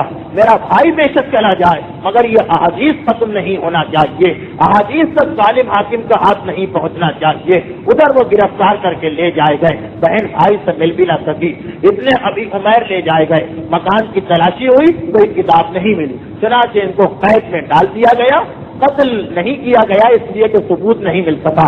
14 سال تک یہ قید میں رہے، 14 سال کے بعد یہ آزاد ہو کر واپس آئے، اور ادھر بہن کو ہر وقت یہ فکر کہ میرا بھائی گرفتار ہے، یقیناً حکومت نے جاسوس چھوڑ رکھے ہوں گے، ایسا نہ ہو کہ میں کتابیں نکالوں اور یہ کتابیں ضبط کر لی جائیں، امام کی احادیث ختم ہو جائیں۔ 14 سال کے بعد ابن ابی عمیر نکل کے آئے اور آتے ہی گھر میں بہن سے پہلا سوال کیا کیا؟ نہ بیوی کے بارے میں پوچھا، نہ بچوں کی خیریت، نہ ماں باپ کی کیفیت، پہلا سوال یہ پوچھا کہ میری کتابیں کہاں گئی جس میں میں نے احادیث کو لکھا ہوا تھا۔ 14 سال کے قید میں بھی ایک ہی خیال ان کے دل میں تھا، وہ احادیث ختم نہ ہونے پائے۔ جس کو اپنے گھر والوں کی 14 سال تک کوئی اطلاع نہ ملی، گھر میں داخل ہو کر اس کا پہلا سوال کیا ہونا چاہیے؟ مگر پہلا سوال تھا وہ کتابیں کہاں ہیں؟ بہن نے بتایا، زمین کو کھود کے کتابوں کو نکالا گیا، اب زمین میں پڑے پڑے کچھ کتابیں گل گئیں، کچھ کے اوراق پھٹ گئے، کچھ کی سیاہی اڑ گئی، لیکن بہرحال بڑی تعداد میں احادیث بچ گئیں۔ اس ماحول میں، ان حالات میں یہ کتابیں لکھی گئی اور بچائی گئی، لیکن پھر بھی ان میں سے بہت سی ضائع ہو گئی، بہت سی ختم ہو گئی۔ ان کو یا سمندروں میں ڈال کر دھو دیا گیا یا آگ میں ڈال کر جلا دیا گیا۔ محمد ابن یعقوب کلینی کا جو زمانہ اس وقت تک صاحبان ایمان پھر بھی اتنے فکر مند نہیں تھے، کیونکہ 11ویں امام تک امام تو موجود ہے، ایک اطمینان تو تھا کہ ٹھیک ہے کوئی حدیث نہیں ملی، مسئلہ نہیں معلوم ہوا، امام سے پوچھ لیں گے۔ لیکن جب محمد ابن یعقوب کلینی کا زمانہ آیا تو جیسا میں نے عرض کیا کہ ان کے بچپنے میں 11ویں امام کی شہادت ہو گئی، ان کی عمر 10 سال تھی جب 11ویں امام کی شہادت ہوئی، اور 260 ہجری سے لے کر 329 ہجری تک غیبت صغرا کا زمانہ چلا۔ غیبت صغرا کے زمانے میں بھی جو خاص زمانہ تھا سن 308 ہجری سے 326 ہجری تک، حسین ابن روقہ، اب یہ میرا مجمع ان امور کو تو جانتا ہوگا کہ غیبت صغرا کسے کہتے ہیں، غیبت کبریٰ کسے۔ جب امام زمانہ غائب ہو گئے مگر جاتے جاتے اپنا ایک نائب مقرر کر گئے، وہ زمانہ ہے غیبت صغرا کا۔ پہلے نائب تھے عثمان ابن سعید عمری، دوسرے نائب تھے انہی کے بیٹے، ان کے بیٹے کا انتقال ہوا 308 ہجری، پھر حسین ابن روح تیسرے نائب بنے 326 ہجری تک۔ یہ زمانہ وہ تھا کہ جب محمد ابن یعقوب کلینی بغداد آئے اور حسین ابن روح حکم امام سے تقیہ کی حالت میں ہے، چنانچہ اب صاحبان ایمان پریشان اور مضطرب تھے۔ امام پردہ غیبت میں ہے، نائب امام تقیہ کی حالت میں ہے، اب وہ پریشان تھے کہ امام کے اقوال، امام کی احادیث کیسے ہمیں ملے۔ آج کی طرح سے لاپرواہ لوگ تو تھے نہیں کہ سوچے کہ کس چیز کی پریشانی، نماز پڑھتے نہیں، روزہ رکھتے نہیں، خمس نکالتے نہیں، کوئی رزق حلال و حرام کا مسئلہ نہیں، میراث کی تقسیم کا مسئلہ نہیں، حج کا مسئلہ نہیں، تو اب پریشانی کس چیز کی؟ مگر اس دور میں تو پریشانی، ہر عبادت کرنا ہے اس کا طریقہ کیسے پتہ چلے، ہر نیک عمل کو انجام دینا ہے اس کے مسائل کیسے پتہ چلے، تو اس زمانے میں لوگ پریشان تھے۔ چنانچہ ان کے پاس خطوط آنے لگے کہ آپ اس وقت تمام علماء کے استاد ہیں، شیخ الفقہاء، آپ امام کی ان احادیث کو جمع کریں، اور انہوں نے عزم اور ارادہ کیا کہ یہ کام میں کروں گا۔ 20 سال تک، 20 سال دیکھنے میں سننے میں تو 20 کا عدد کچھ نہیں لگتا، لیکن بہت بڑی مدت ہے 20 سال کی مدت۔ انسان سوچے 20 سال کتنا طویل عرصہ، 20 سال تک محمد ابن یعقوب کلینی لگ گئے اسی کام میں، پورے 20 سال اس کام میں گزار دیے کہ وہ جو 400 بنیادی کتابیں تھیں ان کتابوں میں سے جتنی ملی ان کو جمع کیا۔ اب ان کتابوں کو تو یہ محمد ابن یعقوب کلینی لوگوں کو نہیں دے سکتے تھے، کیونکہ ان کتابوں میں ایک کمی رہ گئی تھی۔ وہ کمی یہ تھی کہ امام کے پاس جا کے لوگ بیٹھا کرتے تھے، شاگرد، وہ کتابیں امام کے شاگردوں نے لکھی، امام کے پاس بیٹھ گئے۔ ان کا کام کیا ہے؟ صبح سے شام تک بیٹھے رہیں گے، جو مسئلہ خود پوچھنا ہوا امام سے پوچھا، امام نے جواب دیا، خط پہ لکھ لیا۔ امام کے پاس تمام دن جتنے آدمی آئے انہوں نے جو مسئلے پوچھے سب کا سوال اور سب کا جواب لکھا، تو ان میں کوئی ترتیب نہیں، اس لیے کہ کسی نے آ کر نماز کا مسئلہ پوچھا، کسی نے آ کر حج کا مسئلہ پوچھا، کسی نے آ کر میراث کا مسئلہ پوچھا، کسی نے آ کر ابو طالب کے ایمان کے بارے میں سوال کیا، کسی نے پیغمبر کی بعثت کے بارے میں پوچھا، کسی نے اللہ کی وحدانیت سے کوئی مسئلہ پوچھا، کسی نے یونان کے فلسفی کا اعتراض بتایا، کسی نے ہندوستان کے طبیب کا اعتراض نقل کیا، اور امام نے جواب دیا۔ تو اب ان کا کام تو صرف لکھنا ہے، اب جو مسئلہ بھی آتا ہے لکھتے ہیں، جو مسئلہ بھی آتا ہے لکھتے ہیں۔ تو اب اس کتاب میں یہ کہ ہر صفحے پر ایک یہاں کا مسئلہ، ایک وہاں کا مسئلہ، ایک کا تعلق اصول سے، ایک کا تعلق فروع سے، ایک کا تعلق فلسفے سے، ایک کا تعلق منطق سے، ایک کا تعلق طب سے، ایک کا تعلق عبادت سے۔ تو ترتیب تو کوئی نہیں تھی اس زمانے کے حالات میں، تو یہ بھی بہت بڑا کارنامہ تھا جس انداز میں کتاب لکھی گئی، مگر ترتیب کوئی نہیں تھی۔ چنانچہ محمد ابن یعقوب کلینی کو جتنی کتابیں فوراً ملی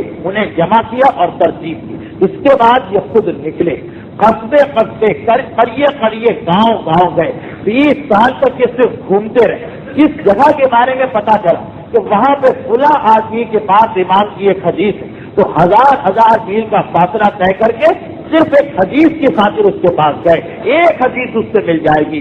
آج کے دور میں 1000 میل کا تصور کوئی بات نہیں، اس دور کے بارے میں سوچیں کہ جب وہاں پہ سفر کتنا مشکل اور کتنا سخت ترین سفر ہوتا تھا، اور بات کیا ہے؟ صرف ایک حدیث معلوم کرنا ہے، پوچھ جائیں گے، کسی اور کو بیچ میں نہیں رکھنا، کسی واسطے کو نہیں رکھنا ہے، حدیث کے الفاظ میں تبدیلی نہ ہو جائے۔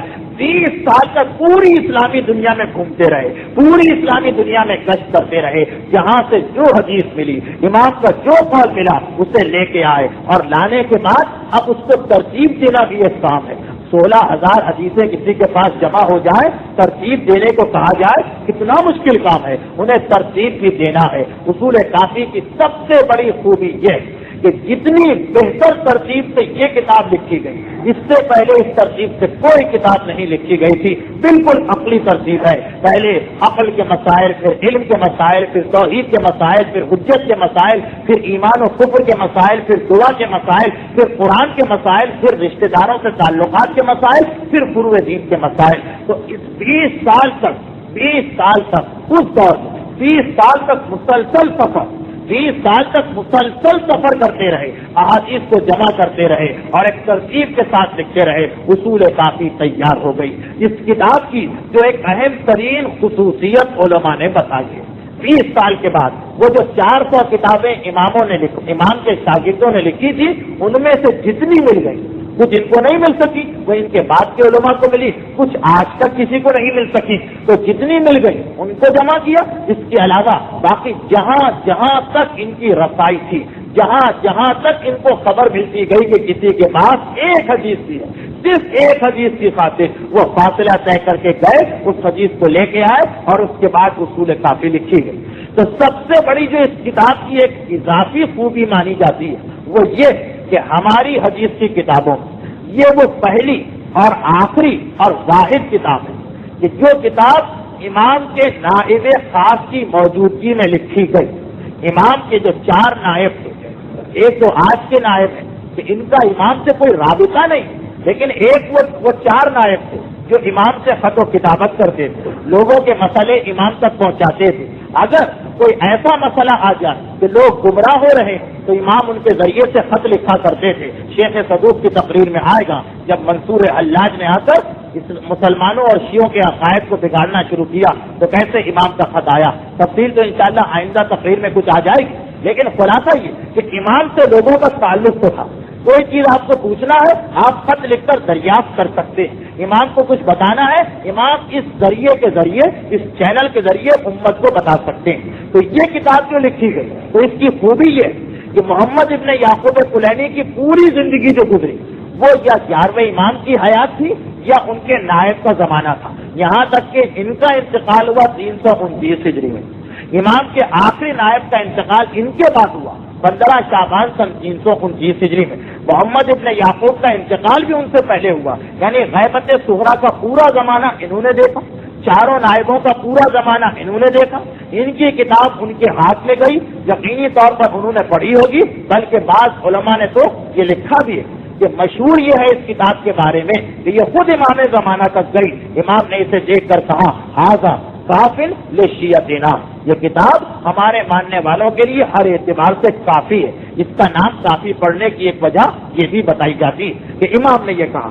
البتہ یہ بات تو صحیح احادیث سے ثابت نہیں کہ ایسا کچھ ہوا، لیکن اتنا ثابت ہے کہ یہ امام کی غیبت صغریٰ میں لکھی گئی، امام کے نائبوں کے سامنے لکھی گئی، نائبان امام کو اس کی اطلاع ملی، اور جیسا ہمارا عقیدہ کہ امام تو آخرت تک کی باتوں کو جانتا، امام کو یہ بھی پتا کہ اس کتاب پر آگے چل کر پورے مذہب کا دار و مدار ہونے والا، بنیادی کتابوں میں سے ایک کتاب قرار پانے والی، اگر اس کتاب میں ایسی کوئی بڑی غلطی یا خرابی ہوتی تو یقیناً امام کا فرض تھا کہ امام اس وقت ٹوک دیتے اور روک دیتے، جیسا کہ 2-3 علماء کے بارے میں امام نے ٹوک دیا۔ آئندہ تقریر میں بیان کروں گا، آج تو وقت ختم ہوا جا رہا۔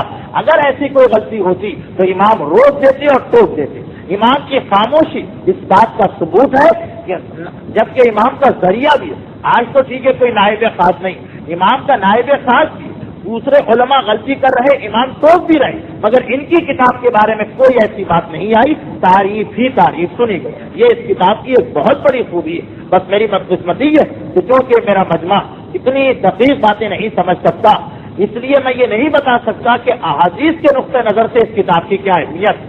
بہرحال ایک بات تو میں بتا دوں کہ ہمارے یہاں ایک تو ہے حدیث صحیح حدیث، ایک ہے حدیث ضعیف۔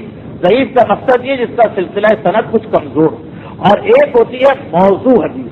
موضوع اسے آپ کہیں جعلی حدیث، کسی نے بنائی اور امام کے نام سے منسوخ کر دی۔ اس کتاب کی خوبی یہ کہ اس میں کوئی موضوع، کوئی جعلی حدیث نہیں، پوری 16,000 احادیث میں ایک حدیث بھی موضوع نہیں، جعلی حدیث نہیں، صحیح ہے، حسن ہے، ضعیف بھی ہے۔ ضعیف کا مقصد کبھی غلط نہیں ہوتا، لیکن موضوع حدیث، کوئی جعلی حدیث نہیں۔ تو کتنی احتیاط اور باریک بینی کے ساتھ انہوں نے اس کتاب کو جمع کیا، کتنی محنت کے ساتھ۔ اسی لیے آج تک کوئی مجتہد فتویٰ دے ہی نہیں سکتا جب تک کہ اس کتاب کا مطالعہ نہ کرے اور اس کتاب کی احادیث کو سمجھے نہیں، اس کتاب کی احادیث پر عبور حاصل نہ کرے۔ اور بس وقت بہت زیادہ گزر چکا اور اختتام پر گفتگو کو پہنچنا چاہیے، اس لیے بس آخری جملے کہتا چلوں کہ یہ کتاب 30 سال کی محنت کے بعد انہوں نے لکھی اور لکھنے کے بعد اپنے شاگردوں کے حوالے کی۔ اس زمانے میں لکھنے کا رواج تو اتنا نہیں تھا، اور 16,000 احادیث کون لکھتا، کیونکہ کاغذ نہیں، قلم نہیں، سہولتیں نہیں، محنت سے کوئی نہیں گھبرا رہا ہے۔ لوگ آتے اسی لیے کہ محنت کر کے علوم اہل بیت کو حاصل کریں، مگر وسائل نہیں۔ تو طریقہ یہ ہوتا تھا جیسا اس کتاب کا بھی طریقہ ہے کہ شاگردوں کو یہ کتاب سنائی، انہوں نے اس کتاب کو یاد کیا، پوری کتاب کو زبانی یاد کیا، زبانی یاد کرنے کے بعد انہوں نے اپنے سامنے بٹھا کر پوری کتاب سنی۔ پوری کتاب جب سن لی، یقین ہو گیا کہ اسے پورے طریقے سے کتاب یاد ہو گئی، تو پھر تحریری طور پر اسے اجازت دی کہ اب میں تمہیں اجازت دیتا ہوں کہ تم میرے نام سے ان حدیثوں کو دوسروں کے سامنے بیان کر سکتے ہو۔ اسے کہا جاتا ہے اجازت روایت۔ یہ اس وقت تک بہت اہم چیز تھی جب تک کہ یہ کتاب کے چھپنے کا سلسلہ اتنا ترقی پر نہیں آیا تھا۔ تو یہ کتاب لکھی گئی، شاگردوں کے ذریعے اس کو پھیلا دیا گیا، اور پوری زندگی محنت کرنے کے بعد 329 ہجری میں کسی وقت کسی مہینے میں ان کا انتقال ہو گیا۔ تاریخ وفات اور مہینہ وفات کا بھی پتہ نہیں چلتا، اور اس دور سے لے کر آج تک کوئی ایسا عالم نہیں کہ جو محمد ابن یعقوب کلینی کے اس احسان کو نہ مانے اور اصول کافی کو دیکھ کر اس کی پیشانی عقیدت سے محمد ابن یعقوب کلینی کی بارگاہ میں نہ جھکے۔ اتنا بڑا احسان کیا یہ کتاب لکھ کر مجتہدین پر، اجتہاد پر، تمام مسلمانوں، تمام مومنوں پر، بلکہ خود دین اسلام پر، کہ قیامت تک کوئی اس کو فراموش نہیں کر سکتا ہے۔ چنانچہ خصوصی التماس ان صاحبان ایمان سے کہ جو نماز شب پڑھا کرتے ہیں کہ 40 مومنین ان محسنان اسلام کے نام لینا فراموش نہ کریں۔ ان کا احسان بھی ہے اور اس احسان کا ثبوت بھی ہمارے پاس ہے۔ چنانچہ آخری 2 جملے سن لیجیے کہ ہماری تمام کتابوں میں یہ واقعہ درج ہے کہ محمد ابن یعقوب کلینی کے انتقال کے بعد ایک طویل عرصہ گزرتا، ایک طویل مدت گزرتی۔ ایک مرتبہ بغداد تو ہمیشہ سے دشمنان آل محمد کا مرکز رہا، کوئی حاکم بغداد اس جگہ سے گزرا، دیکھا کہ اس قبر پہ لوگ آ رہے ہیں، سلام پڑھ رہے ہیں، واپس جا رہے ہیں۔ کسی سے پوچھا یہ کس کی قبر ہے؟ لوگوں نے کہا کہ یہ شیعوں کے ایک عالم محمد ابن یعقوب کلینی کی قبر۔ یہ جو سنا تو ایک مرتبہ جوش تعصب میں، ایک مرتبہ عداوت کے جوش میں آ کر حکم دیا اس قبر کو اکھاڑ کر پھینک دیا جائے۔ چنانچہ لوگ چلے، محمد ابن یعقوب کلینی کی قبر کو کھودا گیا، قبر کو کھود کر پھینکا جا رہا تھا، لیکن جب قبر کھلی تو یہ منظر سب نے دیکھا کہ محمد ابن یعقوب کلینی کا جسم بالکل صحیح اور سالم اس قبر کے اندر موجود ہے۔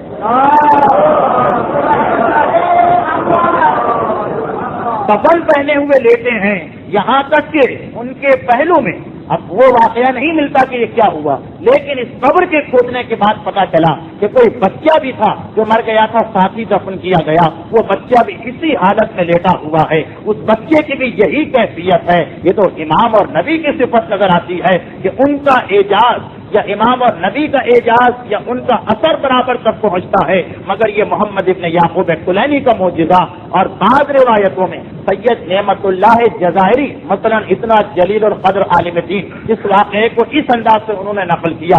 یہ جو واقعہ پہلے پڑھا یہ ہاشم بحرینی نے نقل کیا، وہ ایک بڑے عالم، یہ نعمت اللہ جزائری کہتے ہیں کہ یہ بات نہیں تھی، بلکہ بات یہ تھی کہ بغداد میں ایک مرتبہ بہت بڑے دشمن اہل بیت کی حکومت قائم ہو گئی، حاکم بن گیا۔ اس نے ازراہ عداوت، اس نے ازراہ تعصب، اس نے اپنے بغض آل محمد کی وجہ سے یہ ارادہ کیا کہ لوگوں کو معصومین کی قبر پہ جانے سے روکا جائے۔ یہ منظر دیکھتا ہے کہ لوگ امام کی قبر پہ جاتے ہیں، چنانچہ اس نے ایک مرتبہ یہ ارادہ کیا کہ بغداد میں قریب ترین قبر ساتھ میں امام کی تھی، اس نے کہا لوگ یہاں پہنچ جایا کرتے ہیں، میں اس قبر کو اٹھاؤں گا، میں اس قبر کو گراؤں گا، یہ کہہ کے تیاری کر لی۔ امام کی قبر کو گرانے کا انتظام ہو گیا۔ ایک مرتبہ کسی نے جا کر حاکم سے کہا کہ اے حاکم، یہ تو ارادہ کس لیے کر رہا ہے؟ کہا کہ ان لوگوں نے اس قبر کی زیارت کرنا شروع کر دی ہے، کون سا قبر والا، کہاں کا قبر کا مردہ، اب تو گل سڑ گیا ہوگا، میں لوگوں کو اس کی زیارت نہیں کرنے دوں گا۔ ایک مرتبہ سامنے والے نے کہا کہ نہیں، ان کا تو اعتقاد ہے کہ ان کا امام قبر میں زندہ رہتا ہے، اس کا جسم صحیح و سالم رہتا ہے۔ کہا تو پھر تو اور بھی اچھی بات ہے، میں قبر کو کھودوں گا، اگر وہ جسم صحیح و سالم نکلا تو میں بڑی عزت اور احترام کے ساتھ دوبارہ قبر کو بنا دوں گا، اور اگر وہ جسم معاذ اللہ ختم ہو گیا تو پھر جو کچھ میں نے کیا وہ بالکل صحیح کیا۔ یہ کہہ کے اب نکلا زیادہ جوش کے ساتھ امتحان لینے کے لیے، پتا نہیں کون سا مرد مومن پھر آگے بڑھا، آگے بڑھ کر کہا کہ اے حاکم، تو وہاں جا رہا ہے، اتنی دور کیوں جاتا ہے؟ ان کا یہی اعتقاد اپنے علماء کے بارے میں بھی ہے کہ جس طرح نبی اور امام کا جسم قبر میں ہر قسم کی خرابی سے محفوظ رہتا ہے، نہ گلتا ہے نہ سڑتا ہے، اسی طرح علماء کا جسم بھی محفوظ رہتا ہے۔ ان کا یہی اعتقاد اپنے علماء کے بارے میں بھی ہے، تو ان کے ایک عالم کی قبر تو قریب میں ہے، چل کے اس قبر کو کھود کے دیکھ لیا جائے، اگر ان کا جسم صحیح و سالم نکلے تو اس کا مقصد یہ کہ ان کا اعتقاد صحیح ہے۔ حاکم نے کہا چلو، یہ تو اور بھی آسان بات ہے، چلے لوگ چلے۔ محمد ابن یعقوب کلینی کی قبر کو کھودا گیا تو ایک مرتبہ دیکھا گیا کہ اتنے آرام اور اطمینان کے ساتھ لیٹے ہیں جیسے کوئی اپنے بستر خواب میں لیٹا ہوتا ہے، جسم پہ مطلق کوئی اثر نہیں ہے، یہاں تک کہ ناخنوں پر جو مہندی لگائی گئی تھی اس مہندی کے آثار بھی اب تک بالکل تازہ ہیں، وہ مہندی بھی اسی حالت میں موجود ہے. اب جو حاکم نے دیکھا ایک مرتبہ عقیدت پیدا ہوئی اور انتہائی شاندار خطبہ اس قبر کے اوپر تعمیر کر دیا گیا. یہ محمد ابن یعقوب کلینی کی کتنی بڑی عظمت ہے اور یہ ان کی عظمت کا کتنا بڑا ثبوت ہے. اس سے خود اندازہ ہو جاتا ہے کہ بارگاہ خدا میں محمد ابن یعقوب کلینی کی یہ خدمت کتنی زیادہ مقبول ہوئی. ایک مرتبہ درود بھیجے محمد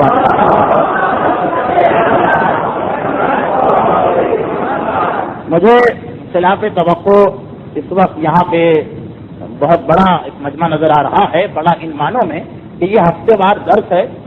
ایصال ثواب کی کوئی مجلس نہیں ہے کہ لوگ رشتہ داروں کو منہ دکھانے کے بہانے ہی آ جایا کرتے ہیں. ایک درس ہے اور درس کے اندر دو باتیں ہیں ہمارے اس درس میں. ایک تو موضوع بڑا خشک ہے, تاریخ کے واقعات ہیں اور واقعات بھی ان علماء کرام کے جن کے حالات اتنے تفصیلی ہم کو نہیں ملتے ہیں. دوسری بات یہ کہ اس کا وقت 1.5 گھنٹے ہوا کرے گا. اتنی دیر تک بیٹھنا بہت مشکل ہوتا ہے صاحبان ایمان کے لیے. غالباً غلط فہمی کا سبب یہ تھا کہ اعلان میں اس کی وضاحت نہیں کی گئی تھی, تو آج میں اس کی وضاحت کر دوں کہ اس درس کا وقت جو ہے وہ 1.5 گھنٹے, 70 سے 75 منٹ تقریر ہوگی ہماری اور 15 سے 20 منٹ وہ فقہ کے مسائل بیان کیے جائیں گے جو معصومین, اصحاب معصومین اور ان علماء کرام کی اصل محنت, اصل مقصد وہ آپ کے سامنے پیش کیا جائے گا. تو آج کو جو حضرات آ گئے وہ آ گئے, آئندہ یہ چیز ذہن میں رکھتے ہوئے آئیے. اس اعتبار سے کہ اگر آپ غلط فہمی میں آ جائیں تو آپ کو بھی زحمت ہوگی. سبزی کا زمانہ ہے جس سے ٹانگیں ذرا جلدی تنگ ہونے لگتی ہیں اور اکڑنے لگتی ہیں, تکلیف بڑھ جاتی ہے, تو آپ کے لیے بھی زحمت ہوگی.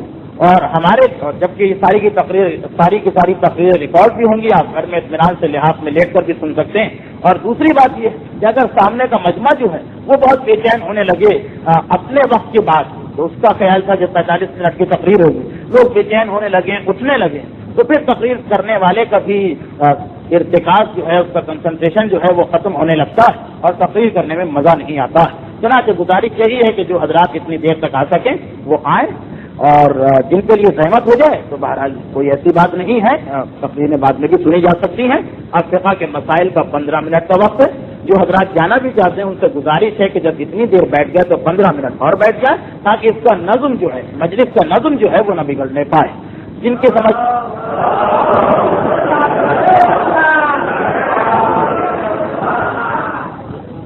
اور مزید شاید آئندہ, کیونکہ اس میں ایک مسئلہ یہ بھی ہے کہ کچھ علماء کے حالات مختصر ہیں, تو کوئی تقریر 1 گھنٹے کی بھی ہو سکتی ہے. تو بہتر یہ ہے کہ آئندہ تقریر کے لیے جمعے کا اعلان ضرور سنا جائے.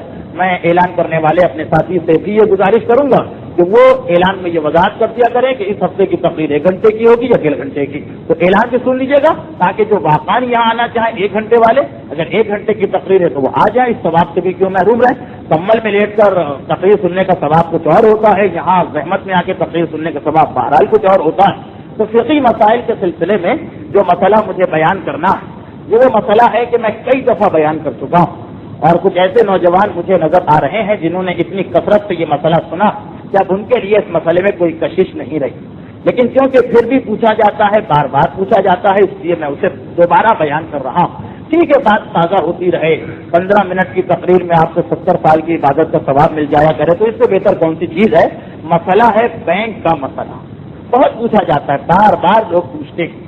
اور چونکہ یہ جو میری تقریر ہے یہ صرف آپ ہی کے حلقے میں نہیں رہے گی, باہر بھی جاتی, تو ہو سکتا ہے کچھ اور لوگوں کو اس سے فائدہ مل جائے. بینک کا مسئلہ, بینک کے 3 بنیادی مسئلے ہیں, جس میں سے ایک مسئلے پر میں قطعاً گفتگو نہیں کروں گا, بینک کی ملازمت کا مسئلہ. اس کے لیے تو مجتہد کے وکیل سے رجوع کیا جائے جس مجتہد کی آپ تقریر کرتے ہیں. باقی 2 مسئلے بچے.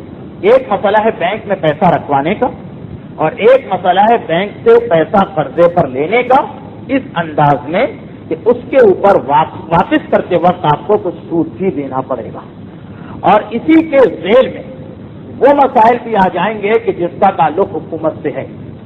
ڈیفینس سیونگ سرٹیفکیٹ ہے یا NIT کے یونٹس ہیں, یہ بہت ساری قرضے کی اسکیمیں کہ حکومت لوگوں سے قرضہ لیتی ہے اور اس پر ان کو سود دیتی ہے, یا حکومت کی مختلف اسکیموں میں پیسے کو انویسٹ کیا جاتا ہے, سرمایہ کو لگایا جاتا ہے. ان سب کا مسئلہ وقت میں نے جان بوجھ کر مسائل کا وقت کم رکھا ہے تاکہ ایک ایک مسئلہ ایک ایک تقریر میں واضح ہو.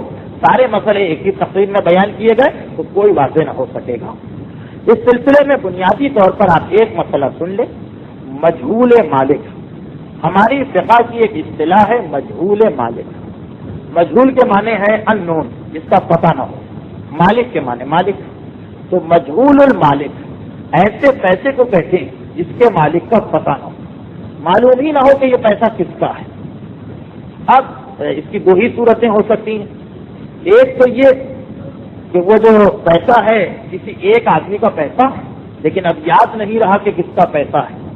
اکثر ایسا ہوتا ہے، شاید دکانداروں کے ساتھ ہوتا ہو یا یوں بھی ہوتا ہے، بچے بیان کرتے رہتے ہیں کہ ان کے ساتھ بھی ایسا ہوتا ہے کہ فرض کیجئے کبھی کسی نے کچھ پیسہ لیا تھا قرضے پہ، آج 10 سال 15 سال 20 سال گزر گیا، بھول گئے کہ کس سے لے کر آئے تھے، پیسے تو دینا ایسے رکھے ہوئے ہیں، یہ یاد نہیں رہا کہ ہم نے کس سے یہ پیسے لیے تھے۔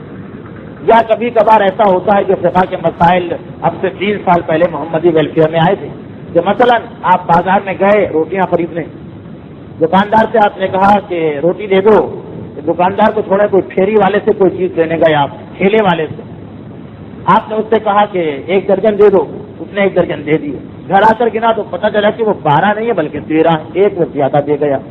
اب آپ پلٹ کے پہنچے اس کی جانب تو پتہ چلا کہ وہ یہاں سے جا چکا ہے، اب اس کی چیز پڑی کہ وہ غلط فہمی میں ایک چیز زیادہ ڈال گیا، لیکن یہ پتہ نہیں کہ کس کی چیز۔ دکانداروں کے ایسے مسئلے پیش آ سکتے ہیں، دکان کے کاؤنٹر پر دن بھر گاہک آتے ہیں جاتے ہیں، شام کو جو دکان بند کرنے چلے تو پتہ چلا کہ کوئی مثلا قلم بھول گیا، کوئی ڈائری بھول گیا، کوئی اپنا چابی کا گچھا بھول گیا، اب دن میں 50 آدمی آئے، پتہ نہیں کہ یہ کس کا۔ تو ایسی چیز جو کسی ایک آدمی کی ہے، تو ایک کی ہے، 2 کی ہے، 5 کی ہے، لیکن پتہ نہیں کہ اب یہ کس کی ہے، تو ایسی چیز کا نام ہے مجہول المالک، مال مجہول المالک۔ یا یہ کہ بعض اوقات ایسا ہوتا ہے کہ یہ پتہ ہے کہ یہ چیز کس کی، لیکن اتنے سارے آدمیوں کا اس کے اندر حصہ ہوتا کہ الگ الگ کر کے بتانا مشکل ہے کہ یہ کس کا ہے۔ جیسے پاکستان کی حکومت کے خزانے میں جتنے پیسے ہیں، بس کیجیے ہم کہیں کہ 50 لاکھ ہیں ان کے خزانے میں آئے کسی طریقے سے، اب یہ معلوم ہے کہ یہ جو 7 کروڑ عوام ہے ان میں سے کسی کا پیسہ ہے، بلکہ کسی کا نہیں، جتنا ٹیکس دینے والے سب کا پیسہ خزانے میں جمع ہے، تو معلوم ہے کہ اس 50 لاکھ کے مالک یہ 7 کروڑ یا 10 کروڑ آدمی ہیں، لیکن وہ جو 50 لاکھ اس کے بارے میں تو پتا ہے کہ یہ 7 کروڑ آدمی اس کے مالک ہیں، اس 50 لاکھ میں سے آپ نے 100 کا ایک نوٹ اٹھا لیا، اس 100 کے نوٹ کا مالک کون ہے؟ یہ ان 7 کروڑ میں سے کس کی جیب سے نکل کے آیا ہے؟ آپ نے بھی 10 دیے، آپ نے 5 دیے، آپ نے 10 دیے، ہم نے 100 دیے، کسی نے 1000 دیے، کسی نے 5000 دیے، حکومت کے پاس 50 کروڑ روپے جمع ہو گئے اور پتا ہے کہ یہ 10 کروڑ آدمیوں کے ہیں، وہ پورے کے پورے پیسے کا تو مالک معلوم ہے، لیکن اس میں سے 10 کا نوٹ اٹھا لیا، یہ کس کی جیب سے نکل کے آیا؟ یہ یاد کی ہماری یہ کسی کی جیب سے نکلا ہوگا، لیکن اب یہ نہیں بتایا جا سکتا کہ کس کی جیب سے نکلا۔ ایسے پیسے کو بھی کہتے ہیں مجہول المالک۔ کسی ایک آدمی کا پیسہ ہے، پتہ نہ پیسہ یا کوئی بھی چیز پتہ نہ چلے کہ وہ آدمی کون، وہ بھی مجہول مالک۔ یا ایک اجتماعی چیز ہے، سب نے ملا کر ایک چیز کو جمع کیا اور معلوم ہے کہ یہ سارے آدمی اس کے مالک، لیکن اس میں سے کوئی ایک چیز اٹھا لیں اور پوچھیں یہ کس کی ہے تو کوئی نہیں بتا سکتا، ایسے پیسے کا نام ہے مجہول مالک۔ بینک کے اندر جو پیسہ آتا ہے وہ ایسا ہی پیسہ ہے۔ ایک بینک کے اندر 10,000 یا 50,000 آدمی اپنا اکاؤنٹ کھولتے ہیں اور وہ پیسے جمع کراتے ہیں۔ بینک نے 10,000 آدمیوں کو قرضہ دیا ہے، ان سے سود لیتا ہے، وہ بھی بینک کے پاس آتا ہے، سارا پیسہ ایک ہی جگہ جمع ہو گیا۔ اب اس پیسے کا مالک کون ہے؟ ٹھیک ہے، معلوم ہے کہ یہ 10,000 آدمی جنہوں نے بینک کو سود دیا، یہ 50,000 آدمی جنہوں نے بینک میں اکاؤنٹ کھولا، یہی 60,000 آدمی ہیں جن کا پیسہ آیا، مگر اس میں سے 200 روپے بینک نے ہم کو دی، یہ 200 کس کی جیب سے نکلے ہیں یہ کوئی نہیں بتا سکتا۔ تو اسی لیے بینک کے پیسے کا نام ہے مجہول مالک، ایسا پیسہ جس کا مالک اننون ہو، جس کے مالک کا نام پتہ نہ ہو۔ اور یہ ہماری فقہ کا ایک اصول ہے، ولایت فقیہ کا ایک جز کہ مال مجہول مالک، وہ پیسہ جس کے مالک کا پتہ نہ ہو اس کا مالک ہمیشہ امام ہوتا ہے۔ الامام ولی من لا ولی لہ، الامام وارث من لا وارث لہ، 7 روایتیں۔ امام اس کا سرپرست ہے جس کا کوئی سرپرست نہ ہو، امام اس کا وارث ہے جس کا کوئی وارث نہ ہو، इमाम उस पैसे का मालिक है जिसका कोई मालिक ना हो। ये पूरा एक रिवायतों का सिलसिला है, कभी मौका मिला तो तफसील से बयान करूँ। तो माले मजबूर मालिक से असली मालिक है इमाम, और इमाम की गैर मौजूदगी में नाइब इमाम, जितने मुज्तहिद हैं सब उसके मालिक हैं। ये बात जहन में आ जानी चाहिए कि हमारे लिए ये अकीदा तो रखना बहुत आसान है कि जी पूरी कायनात इमाम की, मगर जब उस अकीदे को प्रैक्टिकल लाइफ में लाया जाता है तो लोग कहते हैं कि हमारी समझ में तो ये बात नहीं आ रही है। जब इमाम पूरी कायनात का मालिक है तो ये जितना पैसा इसके मालिक भी इमाम है, और इमाम की गैर मौजूदगी में नाइब इमाम। अब आप कहते हैं जी ये बात तो अक्ल में नहीं आती, इस तरह तो कोई हुकूमत ही नहीं चलेगी, मगर हकीकत यही है कि ये हमारा अकीदा है, सिर्फ अमल की बात नहीं, अकीदा है कि इमाम हर हुकूमत के खजाने का मालिक इमाम, बैंक के तमाम पैसों का मालिक इमाम, और इमाम की गैर मौजूदगी में नाइब इमाम इनका मालिक है। तो पहली बात तो आपके जहन में ये रहे कि बैंक के पास जितना पैसा है इसका मालिक इमाम की गैर मौजूदगी में आज का मुज्तहिद है। बैंक के पैसे को हम मजबूर मालिक कहते हैं, इसका असली इख्तियार आज के दौर में मुज्तहिद के पास है। बैंक का एक बोर्ड होगा, बोर्ड ऑफ डायरेक्टर होगा, उसकी एक मैनेजमेंट होगी, उसके मुलाजिम होंगे, वो सब सही, लेकिन असली इख्तियार जो है इमाम के नायब यानी मुज्तहिद को हासिल है। ये बात एक जहन में रखिए। अब आइए बैंक के मसले पर। सिर्फ 6 मिनट का वक्त है, ज्यादा जहमत नहीं है, वक्त की बड़ी पाबंदी होगी इस सिलसिले में। ये आप पहला भी आपका तजुर्बा है और इंशाअल्लाह आइंदा भी ऐसा ही होगा। अब बैंक के अंदर 2 मसले मैंने बताए, या आप पैसा रखने जा रहे हैं या आप बैंक से कर्जा ले रहे हैं। मकान बनाना है, तालीम हासिल करना है, कारोबार करना है, जमीन खरीदना है, कहीं इन्वेस्ट करना है, बैंक से कर्जा लेना। तो पहले ये मसला वाज़ेह हो जाए कि बैंक के अंदर पैसा रखवाने का क्या हुक्म है।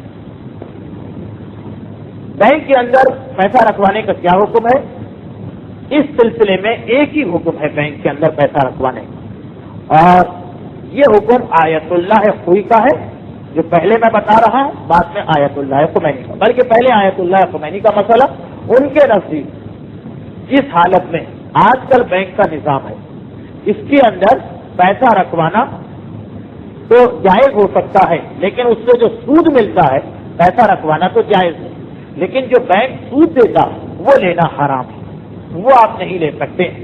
जितना आपके अकाउंट में आया आप हिसाब किताब रखिए।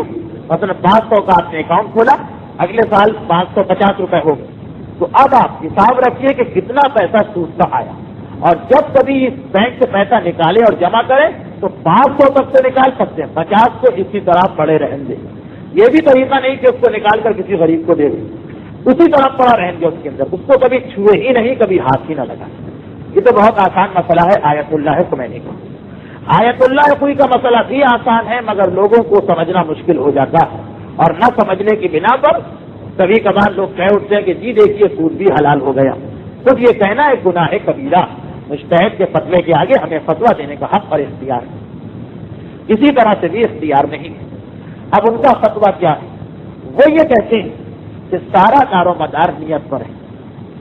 मसला आपके सामने जितना आसान होकर आ रहा है इतना आसान नहीं है। जब उन्होंने ये कहा तो पहले उन्होंने ये साबित भी किया, मुज्तहिद जब फतवा देता है तो ऐसा ही मजमा उसके पास होता है, और मिंबर पर इसी तरह जाता है, एक मसला बताता है, फिर उसको दलील देना पड़ती है कि कुरान और हदीस से कैसे ही आपने कह दिया, और जब वो दलील देता है तो पूरे मजमे को इख्तियार होता है कि जिस चीज पर एतराज हो तो खड़े होकर एतराज करें। ये आयत का तर्जुमा आपने गलत किया, तफसीर गलत की, हदीस आपने गलत ली, ये हदीस आपने ली, उसको क्यों भुला दिया, जो हदीस आपने ली वो कमजोर है, इस पर अमल नहीं होगा। पूरा मजमा ये कहता है। और जैसा कि आपके इल्म में होगा कि पूरी तारीख शियत जितना बड़ा उलमा का मजमा आयतुल्लाह खुई के दर्स में आता था, उतना बड़ा मजमा पूरी तारीख शियत में आज तक किसी आलिम के दर्स में नजर नहीं आया। इसलिए कि इससे पहले वो आबादी भी कुछ कम थी, लेकिन इससे बड़ा मजमा किसी मुज्तहिद के दर्स में नहीं आया, मोहम्मद इब्न याकूब कुरैनी से लेकर आज तक। 700 से 1000 का मजमा होता था। ये उलमा की बात कर रहा हूँ, आवाम का मजमा तो आप 5 लाख का मजमा इकट्ठा कर सकते हैं। उलमा का मजमा जिसमें कम से कम 200 या 300 मुज्तहिदीन बैठे, और शहीद फाखर सदर जैसा तारीख बीन आदमी भी बैठा, कि अगर किसी किस्म की कोई गलती होगी तो वो फौरन खड़े होकर एतराज करेंगे। इतने बड़े बड़े मुज्तहिदीन बैठे, सब आयतुल्लाह खुई ने फतवा दिया और उस फतवे को कबूल किया गया। तो ये ना समझे कि घर में बैठकर उन्होंने फतवा दे दिया, बल्कि मजमा आम में दिया, साबित किया और मुज्तहिदीन के सामने दिया, और उन्होंने बहस करके फिर माना। तो उनका फतवा ये کہ دار و مدار نیت کے اوپر ہے. اگر آپ کا ارادہ یہ کہ یہ پیسہ اس لیے رکھ رہے ہیں تاکہ اس پر منافع اور نفع ملے، اگر نفع نہیں ملتا تو آپ کبھی پیسہ نہیں رکھتے. اس صورت میں اس پر جو سود بینک دیتا ہے اس کا لینا حرام ہے، جائز نہیں. اور اگر آپ کی نیت یہ نہیں ہے کہ اس کے اوپر سود لیا جائے، نفع لیا جائے، تو پھر آپ جو پیسہ رکھیں گے اور بینک جو کچھ دے گا وہ آپ کے لیے لینا جائز اور صحیح ہے. اچھا، اب یہ مسئلہ کہ نیت کسے کہتے ہیں؟ ایک آدمی خود کیسے فیصلہ کرے میری نیت کیا ہے؟ بعض اوقات آدمی خود بھی فضل ہوتا ہے، بعض اوقات خود بھی ڈبل مائنڈیڈ ہوتا ہے، یا اس کے ذہن میں واضح نہیں ہوتا کہ میری نیت کیا ہے. خاص طور پر وہ لوگ جو ذرا کچھ دیندار ہیں، ان کے ذہن میں آ سکتا ہے کہ پتہ نہیں ہماری نیت کیا ہے. تو نیت کو کیسے پہچانیں گے کہ نیت آپ کی کیا ہے؟ نیت کے پہچان کا بس ایک معیار ہے، وہ یہ کہ اگر آپ کے دل میں یہ ارادہ ہے کہ بینک نے اگر نہیں دیا تو میں مطالبہ نہیں کروں گا کہ اتنا بنتا ہے مجھے تو، چاہے آپ کو معلوم ہو کہ بینک کا اپنا حساب کتاب ہے، کمپیوٹر لگا ہوا ہے، سب کچھ، مگر آپ کے پاس یہ ارادہ ہو کہ اگر بینک نے نہیں دیا تو میں مطالبہ نہیں کروں گا. اگر یہ ارادہ ہے، اس کا مقصد یہ ہے کہ آپ کی نیت پیسہ کمانا نہیں، چنانچہ پھر آپ بینک میں پیسہ رکھ سکتے ہیں اور جو کچھ بینک دے اسے لے سکتے ہیں. اگر یہ ارادہ کہ بینک نے نہیں دیا تو میں نہیں مانگوں گا، دے دیا تو ٹھیک ہے، اس کی خوشی، چاہے دل میں کبھی کبھی آرزو یہ کہ بینک مجھے دے ہی دے، یہ خواہش بھی ہے، لیکن اگر ارادہ یہ کہ نہیں دیا تو میں مطالبہ نہیں کروں گا، اس صورت میں پیسہ رکھوانا اور جو کچھ ملے وہ لینا بالکل جائز ہے. اب اس میں بس ایک مسئلہ آتا ہے، یہ تو مسئلہ بالکل واضح ہے کہ اگر یہ ارادہ کر لیا کہ بینک نے نہیں دیا تو میں بالکل مطالبہ نہیں کروں گا، مانگوں گا نہیں، تو پیسہ رکھنا جائز، جو کچھ بینک دے اس کا لینا جائز. لیکن اتنا مسئلہ ہے کہ اگر یہ چیز مسلمان کے بینک میں ہے یا حکومت کے بینک میں ہے، یہ پیسہ جو آپ نے رکھا تو جو کچھ دے وہ تو لینا جائز ہے، مگر اس میں سے تھوڑا سا روپے 2 روپے کسی فقیر کو دے دیجیے، باقی سب آپ کا ہے. اور اگر غیر مسلم کے بینک میں رکھا آپ نے تو جو کچھ ملے وہ سب کچھ آپ کا ہے، اس میں فقیر کو دینے کی ضرورت بھی نہیں. مسئلہ تینوں بینکوں کا ایک ہی ہے، مسلمان کا بینک ہو، کافر کا بینک ہو، حکومت کا بینک، کہ نیت پر دار و مدار ہے. نیت یہ ہے کہ بینک نہ دے تو نہیں مانگوں گا، تو رکھ سکتے ہیں اور لے سکتے ہیں. لیکن لینے کے بعد کافر کا بینک ہے تو سب کچھ آپ کا، مسلمان کا یا حکومت کا بینک ہے تو جو کچھ ملے اس کا ایک حصہ، چاہے 2000 ملے اور آپ 1 روپیہ دے دیں وہ بھی صحیح ہے. ایک حصہ 1 روپیہ 2 روپیہ آپ راہ خدا میں کسی فقیر کو دے دیں. اور اس کے ساتھ ہی ہماری یہ آج کی گفتگو اختتام کو پہنچی ہے، کیونکہ تقریر بہت طویل ہوتی ہے، اس لیے وہ سوال و جواب کا وقفہ رکھنا مناسب نہیں ہے. تقریر اختتام کو پہنچے گی، اس کے بعد مختصر سے زیارت ہوگی. ہم تو بہرحال یہاں بیٹھ جائیں گے، جن کے سوال ہیں وہ آ جائیں، باقی لوگوں سے انشاءاللہ آئندہ ملاقات ہوگی. لیکن جیسا کہ میں نے کہا، اس پر آپ توجہ دیجیے گا جمعے کے اعلان میں کہ آئندہ تقریر 1 گھنٹے کی ہے یا 1.5 گھنٹے کی، تاکہ آپ کو آنے کا فیصلہ کرنے میں آسانی ہو. ایک مرتبہ درود بھیج دیں محمد و آل محمد.